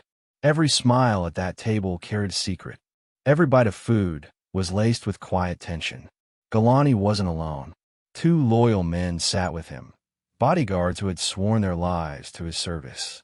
They ate and drank, laughing lightly, but their eyes scanned the street, their bodies rigid even in the heat. They knew their boss was a marked man, even if he refused to acknowledge it. Around Galante, The air was heavy with both loyalty and dread. Bushwick itself seemed to mirror the tension. The neighborhood was worn, its brick facades faded, its sidewalks cracked. Kids played stickball in the corner. Mothers hauled groceries past storefronts that smelled of bread and garlic. Life carried on, indifferent to the storm building in silence. To passers-by, Joe and Mary's was just another restaurant, its tables cluttered with pasta and wine. They couldn't see that the patio held the eye of a hurricane. Galante's cigar glowed brighter as he puffed, the smoke a familiar signature. To him, it was just another afternoon. To history, it was the final performance of a man who had built his identity around defiance. That cigar had followed him through prison cells, commission whispers, and power struggles. And now, as he dined on eggplant, salad, and fish, it burned like a fuse. His conversation carried the confidence of a man who still believed he was in control. He talked about business, about money, about narcotics routes that stretched across continents. He spoke as if his empire was still expanding, as if betrayal wasn't closing in around him. His men listened, nodding, hiding whatever unease flickered inside them. They were with him, but perhaps they too sensed what Carmine refused to admit. That fear doesn't last forever. The atmosphere was deceptively ordinary. Waiters served wine, refilled bread baskets, poured olive oil into small dishes. The neighborhood moved around them. Traffic groaned. Radios played faintly from shop windows. Voices drifted on the humid air. But beneath that ordinariness was a drumbeat of inevitability. Every moment felt stretched, like time itself was pausing before something irreversible. Galante didn't flinch. He never flinched. He carried himself the way he always had, puffing smoke into the heat, daring the world to make a move. He looked like a man convinced that his legend was armor, that betrayal was a ghost that haunted other men, but not him. He had ignored the whispers of resentment, dismissed the warnings of enemies, and laughed off the commission's displeasure. And now, on this Brooklyn patio, he still believed himself untouchable. But the truth sat heavy in the silence between forkfuls of pasta. The commission had already passed judgment. Rivals had already sealed his fate. Even within his own family, men who had smiled at him, kissed his ring, carried envelopes to his door, some of those very men had given their quiet approval for what was about to happen. His empire had rotted from within, and the rot had finally reached him. To the few people eating nearby, it looked like nothing more than a lunch in the sun. An old man puffing a cigar, two men sharing wine, laughter floating above plates of food. To the trained eye, though, the scene was loaded. There were no bodyguards pacing the street, no soldiers keeping watch in cars nearby. Galante's arrogance had stripped him of caution. He believed his name was still enough to protect him. He didn't realize that his name had become the very reason the trigger was about to be pulled. As the minutes ticked by, the restaurant carried on. Plates emptied, glasses refilled. The afternoon dragged into early evening, the shadows growing longer across the patio. Galante laughed at something said across the table, his cigar clenched between his teeth, the smoke cutting through the summer haze. It was an image almost too perfect, the dawn in his kingdom, ruling even in leisure. But history was moving closer, each footstep on the sidewalk another beat toward the inevitable. Across Brooklyn, across the 5 families, men were already waiting for the news they knew would come. The commission had blessed it. Rivals had orchestrated it. Insiders had allowed it. The stage was set. All that was left was the moment itself. Galante chewed, sipped wine, puffed smoke. His men glanced nervously at the street. The neighborhood buzzed with ordinary life. And yet, under the hum of it all, there was a silence waiting to break. The patio was too calm. The air too still, the meal too perfect. It was the kind of silence that only comes before a storm. And when the storm finally arrived, it would come not with warning but with fire, thunder, and blood. The gunfire erupted so fast that it shattered the afternoon like glass. One moment Carmine Galante was leaning back in his chair, puffing calmly on a cigar. The next, the patio of Joe and Mary's exploded in thunder. Masked men stormed in, shotguns raised, pistols drawn, their faces hidden but their mission clear. The storm had arrived. The first blast struck one of Galante's bodyguards, hurling him back in his chair.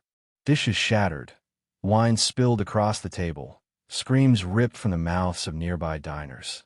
Chaos swallowed the quiet Brooklyn street in seconds. The sound of automatic gunfire echoed off brick walls, rattling windows, sending children running, mothers clutching their groceries, shopkeepers ducking behind counters. Galante had no time to react.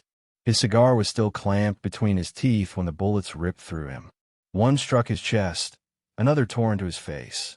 He slumped back, eyes wide, his body collapsing into the chair that seemed like a throne only moments before. The smoke from his cigar curled upward, merging with the gunpowder haze that hung over the patio. The hit was precise, brutal, and quick. Seconds, not minutes. The gunman fired again, and then disappeared just as suddenly as they had come, melting into the Brooklyn streets. To the stunned neighbors and stunned patrons, it was as if death itself had passed through, masked and merciless, leaving behind silence broken only by the ringing in their ears. Galante's men were dead beside him, their bodies crumpled across the blood-stained table. Plates of food sat half-eaten, bread torn in pieces, wine glasses knocked onto the ground. The patio looked less like a restaurant and more like a battlefield. And at the center of it, Carmine Galante, the man who thought himself untouchable, sat slumped, lifeless, a cigar still lodged in his mouth. That image became legend. When police and photographers arrived minutes later, they found him exactly as the gunman had left him.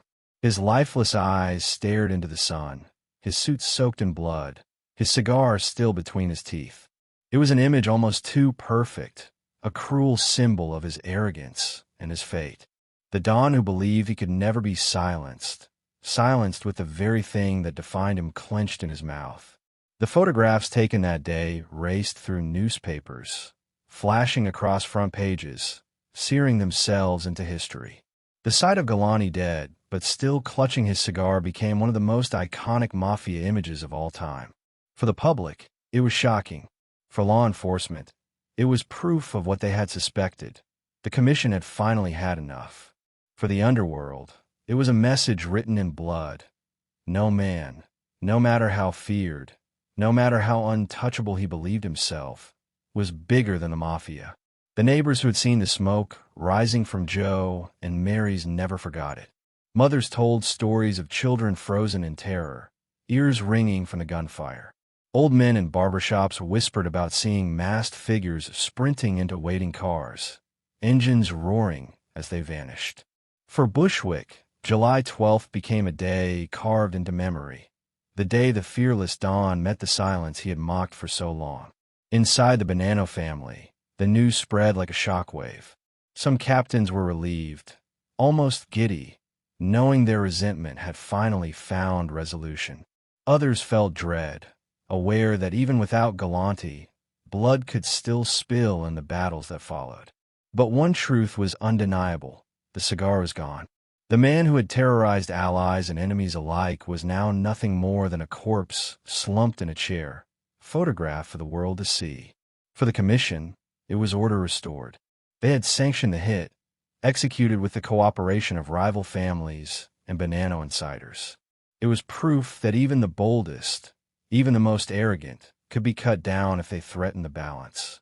The Mafia had no boss of bosses, and Galante's cigar-stained death was the ultimate reminder of that rule. Yet even in death, his legend grew. The photographs gave him an immortality he never expected.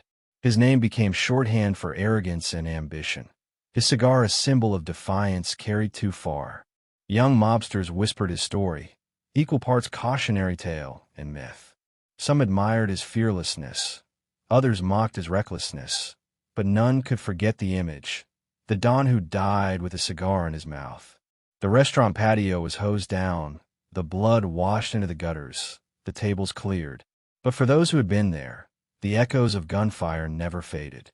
They remembered the suddenness, the violence, the way the air itself seemed to split apart when the masked men stormed in. They remembered the smell of gunpowder mixing with garlic and wine. They remembered the silence afterward, a silence heavier than anything they had ever known. Carmine Galante had believed fear was enough to protect him. He had believed his legend made him untouchable. On July 12, 1979, those beliefs ended in a storm of bullets. His cigar burned down to ash, his body stiffened in the Brooklyn sun, and the commission made clear that no man could rise higher than the table. But even as his blood dried on the patio stones, questions lingered. Who exactly had pulled the trigger? Which allies had betrayed him? Which captains had smiled at him that very week while quietly signing his death warrant? The truth was known only to a few men who never spoke openly, but carried the secret like a shadow. And so the image remained, iconic, haunting, unforgettable. Carmine Galante, the fearless Don, the self-proclaimed boss of bosses, silenced in an instant. His cigar clenched in his teeth, his empire collapsing into dust. Yet the story wasn't over. His death would not end the turmoil. It would ignite new battles, new struggles, new betrayals inside the Bonanno family. Galante was gone, but the smoke he left behind would linger for years. The photographs hit the front pages the very next morning. Carmine Galante slumped in a chair at Joe and Mary's, his lifeless body sprawled across the patio, a cigar still clamped between his teeth. It was an image that stunned New York, and for the Mafia, it was a message louder than any gunfire. The commission had spoken. In backrooms and clubs across the city, bosses shook their heads, but not in surprise. They had seen this ending long before it came. Galante had dared to dream of becoming boss of bosses, to put himself above the commission itself. In a world built on balance, he had tilted the scales too far. And when balance breaks, the commission acts. That was the rule, unwritten but ironclad. Galante had broken it, and July 12th had been his reckoning. To the public, it looked like another mob hit, another eruption of violence in the underworld. But to those inside, it was more than that. It was justice, Mafia style. The bosses justified it simply. Galante was dangerous to everyone, not just his enemies. He hoarded heroin profits, treated allies like servants, and ignored the authority of the commission. By sanctioning his murder, they weren't just eliminating a rival. They were preserving the very structure of organized crime.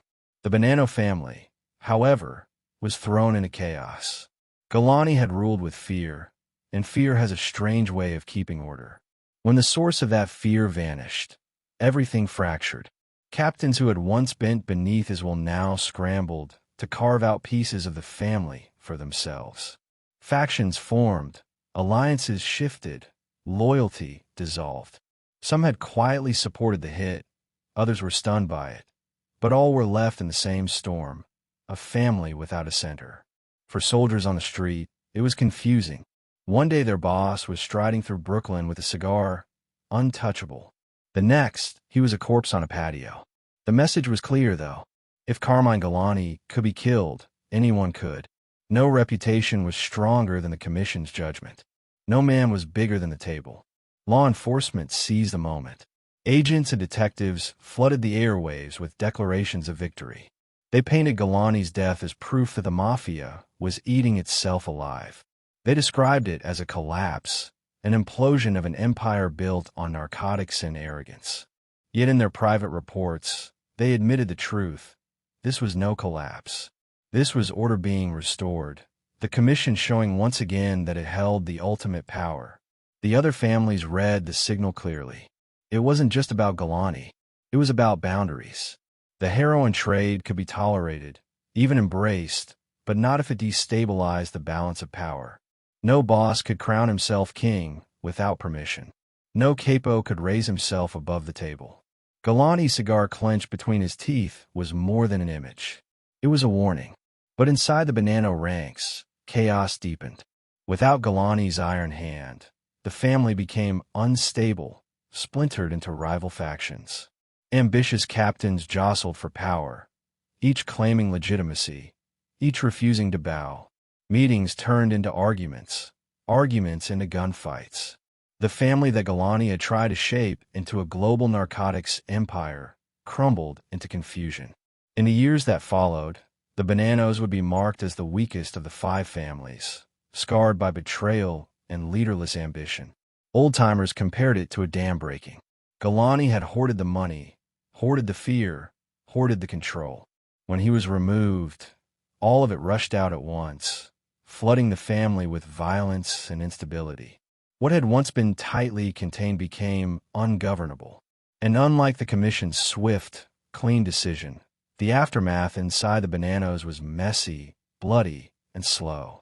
The Commission, meanwhile, felt no remorse. In their eyes, the hit had been necessary. The Lucchese, the Gambinos, the Genovese, all agreed that Galante's ambition had gone too far. Even the Bonanno captains who had resented him privately understood the logic.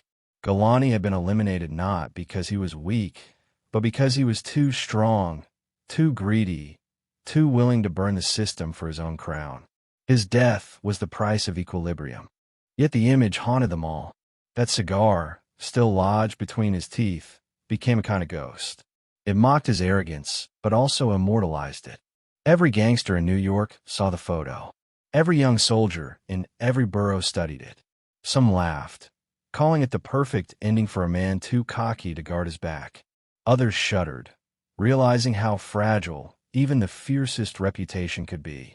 Fear might protect you for a season, but fear never outlives the Commission. For Carmine's family, the aftermath was bitter. Relatives mourned in silence, knowing his legacy was complicated, knowing his empire was already unraveling. For his loyalists, the grief was mixed with fear. To stand too close to Galante, even in death, was dangerous. His allies could be branded as threats, his soldiers as liabilities. Many melted away, disappearing into the shadows, hoping to avoid the fate of the man they once served. The streets of Bushwick carried the memory long after. Joe and Mary's restaurant became infamous, the patio remembered as the stage where one of the Mafia's most feared figures fell. Neighbors retold the story, the masked men, the thunder of gunfire, the way Galante slumped back with his cigar still burning. For them, it was less about organized crime and more about the reminder that violence could erupt in an instant, even in the middle of a summer afternoon. The Bonanno family never truly recovered. Over the next decade, they spiraled into instability, plagued by infighting, weakened by law enforcement, stripped of the influence they had once commanded. The other families watched and shook their heads. To them, it was proof of the danger of arrogance. Carmine had flown too close to the sun, and his family was left in the ashes of his ambition. But the message spread further than the Bonannos. Across the Mafia world, men remembered what had happened to the cigar. It became a cautionary tale whispered in clubs and restaurants, a story used to humble young soldiers too eager to prove themselves.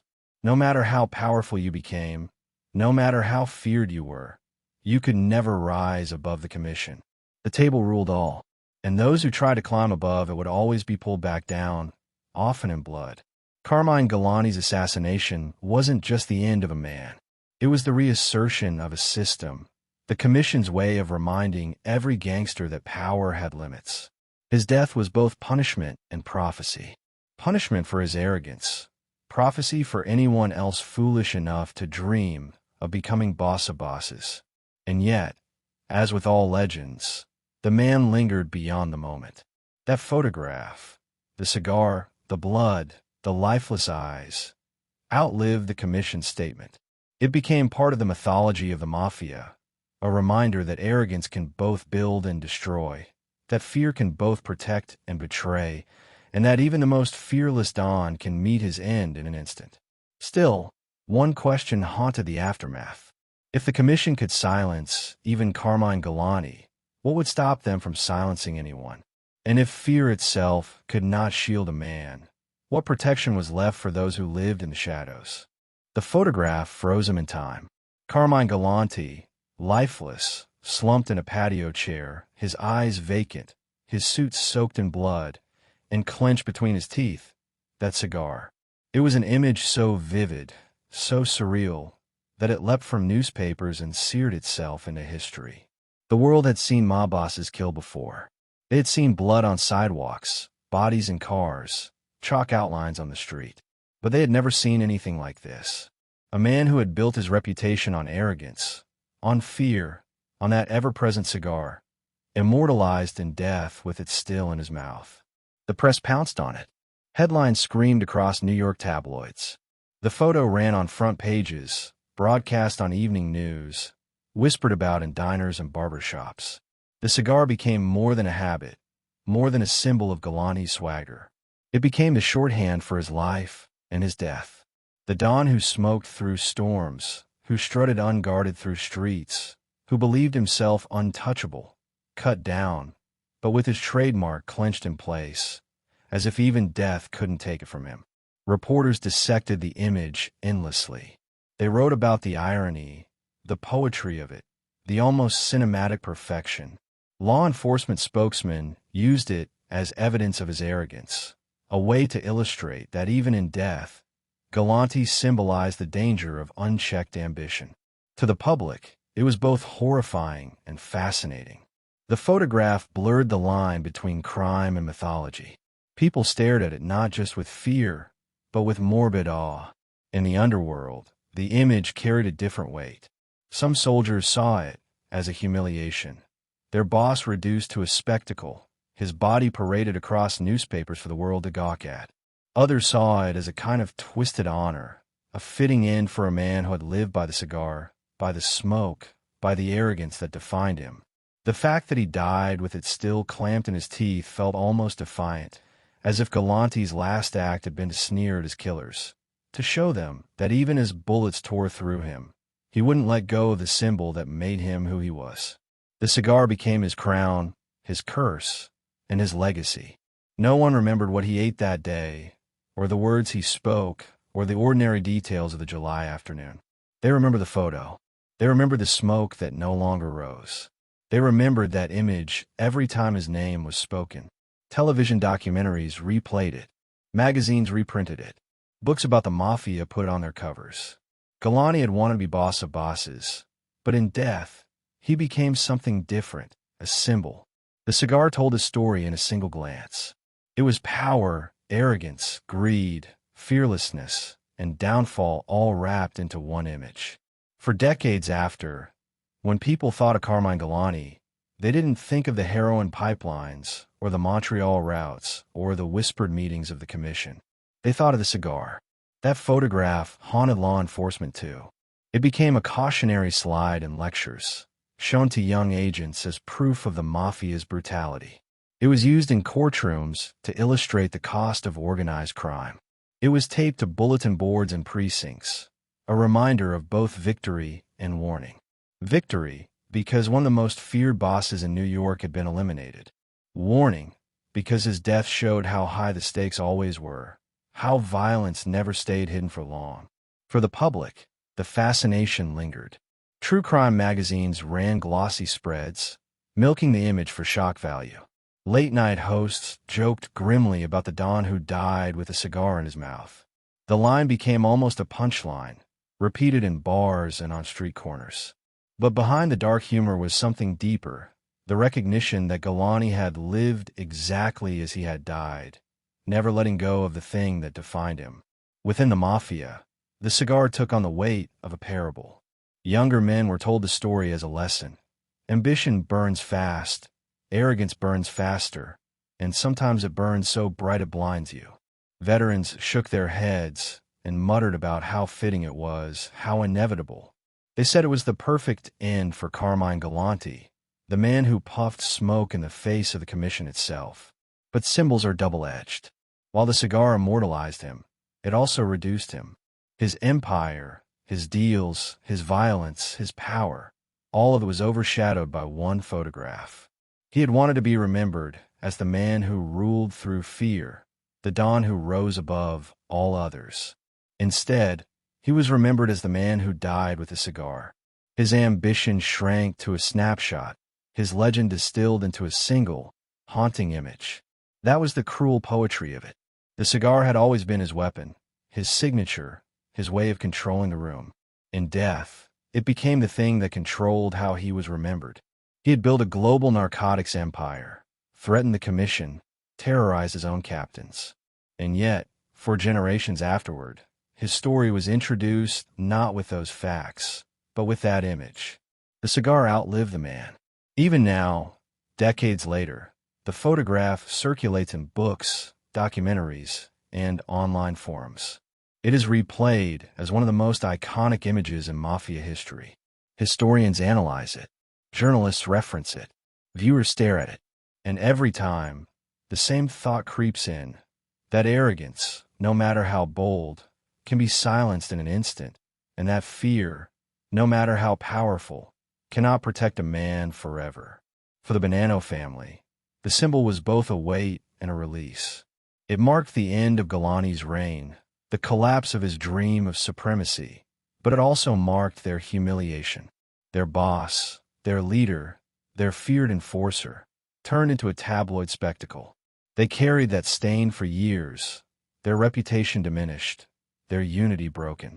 The cigar was not just his legacy, it was their reminder of how fragile power really was. In the commission's world, the cigar was proof that no one stood above the table. The image told every boss, every capo, every soldier exactly what would happen if ambition pushed too far. Galante's arrogance had been carved into history, not through his victories, but through his death. His cigar had become a commission's warning label. Rise too high, burn too bright, and this is how you will end. But the story didn't end with the photograph. Symbols have a way of lingering, of mutating, of haunting. And long after the smoke cleared from Joe and Mary's restaurant, the cigar that never left Galante's mouth still hung in the air like a ghost. A reminder, a warning, a myth. And for those still walking the streets of New York, still sitting in back rooms, still weighing ambition against survival, that ghost whispered a question that no man could ever ignore. Was the smoke worth the fire? Fear kept him alive. Betrayal killed him. That was the paradox of Carmine Galante's life. A man who ruled with intimidation, who believed terror was stronger than loyalty, who puffed cigar smoke in the faces of his enemies, as if daring them to strike. For decades, it worked. He climbed from the gutters of East Harlem to the heights of the Bonanno family. He built narcotics pipelines that spanned oceans, lined his pockets with millions, and terrified anyone who crossed him. Fear was his weapon, his armor, his throne. But fear doesn't last forever. It corrodes. It breeds silence, resentment, plotting. The very men who nodded in obedience, who kissed his hand, who carried his orders into the streets. Some of those men were the same ones who whispered to rivals, who sat quietly at commission tables, who gave permission for the bullets to fly. Betrayal came not from his enemies, but from the shadows of his own family. Galante's downfall was not sudden. It was written long before July of 1979. Every time he hoarded profits, every time he insulted a captain, every time he dismissed the commission's authority, he carved his own epitaph. He believed his legend made him untouchable, but arrogance has a way of blinding men to the truth. And the truth was simple. No man was bigger than the Mafia, not even the cigar. Yet, even in failure, he left behind an image no one could erase. That photograph, Galante sprawled in his chair, eyes vacant, blood soaking his shirt, and the cigar still clenched between his teeth, became one of the most enduring symbols in organized crime history. It was more than a crime scene photo. It was a metaphor, defiance to the very end. A man who built his identity around arrogance, dying with that arrogance still in his mouth. The irony was brutal. He wanted to be remembered as boss of bosses, the man who bent the Mafia to his will. Instead, he was remembered as the man who died with a cigar.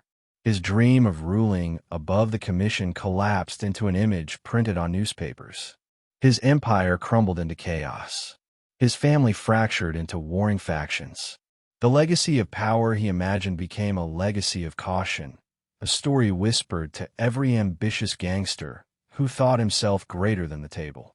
Still, there was something magnetic about the way he lived. Galante never hid. He walked the streets unguarded, puffing smoke, daring anyone to challenge him. He ate in restaurants without fear, laughed loudly in public, refused the paranoia that haunted other bosses. He lived fearless, And for some, that fearlessness was admirable, even intoxicating. It made him larger than life, a man who played by no one's rules but his own. But it also blinded him to the knives being sharpened in silence. His greed was his undoing. He treated heroin profits as his private kingdom, doling out crumbs while feasting himself. His captains felt cheated, humiliated, disposable. Fear kept them quiet, but greed kept them angry. And when the commission whispered of removing him, those captains offered no resistance. Some even welcomed it. Galante believed fear guaranteed loyalty. In reality, it guaranteed betrayal. And so his story became not just about ambition, but about the cost of arrogance. He believed he was fireproof. He believed his cigar smoke would cloud every danger. But no smoke lasts forever. Eventually, the wind clears, the embers burn down, and what's left is only ash. The Bonanno family never recovered. In the years that followed, they became the weakest of the 5 families, plagued by infighting, informants, and federal indictments. The power Galante once promised them dissolved into humiliation. His empire turned into rubble, and his family became a cautionary tale of what happens when ambition outpaces wisdom. For the commission, his death was a victory. They had reasserted control, restored balance, reminded every boss in New York that no crown sat higher than theirs. But even they could not erase the image. Even they could not prevent the cigar from becoming legend. It haunted them too, a symbol of both their power and the danger of letting one man believe he could defy it. For the public, the fascination never faded. True crime books, documentaries, tabloids, all retold the story, replayed the photo, dissected the arrogance. The world outside the Mafia saw Galante as both terrifying and absurd. Terrifying, because he had controlled so much power and violence. Absurd, because he thought himself immortal and died like any other man, slumped in a chair with his meal unfinished. And yet, the story of Carmine Galante lingers because it touches something universal. Ambition can build empires, but greed can destroy them. Fear can protect you, but it can also isolate you. Arrogance can elevate you, but it can also blind you. His cigar, that ever-burning symbol, was both his crown and his curse. It gave him identity, but it also gave him a myth he could never escape. The legacy he left behind is not of triumph, but of contradiction. He was fearless, but reckless, powerful but greedy, feared but resented, defiant but betrayed. His life was a rise built on intimidation, and his death was a fall written in blood and smoke. In the end, the cigar outlived him. It became the image through which history remembered him, the ghost that clung to his name long after his empire was gone. Carmine Galante wanted to be eternal, and in a way, he achieved it. But not as a boss of bosses, not as the ruler of the commission, not as the king of heroin. He became eternal as a symbol, the Don who died with a cigar in his mouth. That symbol speaks louder than any headline, louder than any police report, louder than any whispered tale in the back of a social club. It speaks of fear, greed, arrogance, betrayal, and the price of believing you are bigger than the world you inhabit. It whispers a warning to anyone who follows the same path, and it asks the question Galante himself never lived long enough to answer. Was it worth it? Was the fear he inspired, the millions he pocketed, the crown he dreamed of, worth the betrayal, the chaos, the cigar clenched in his teeth as he bled out on a Brooklyn patio? That question lingers still, unanswered, curling in the air like smoke.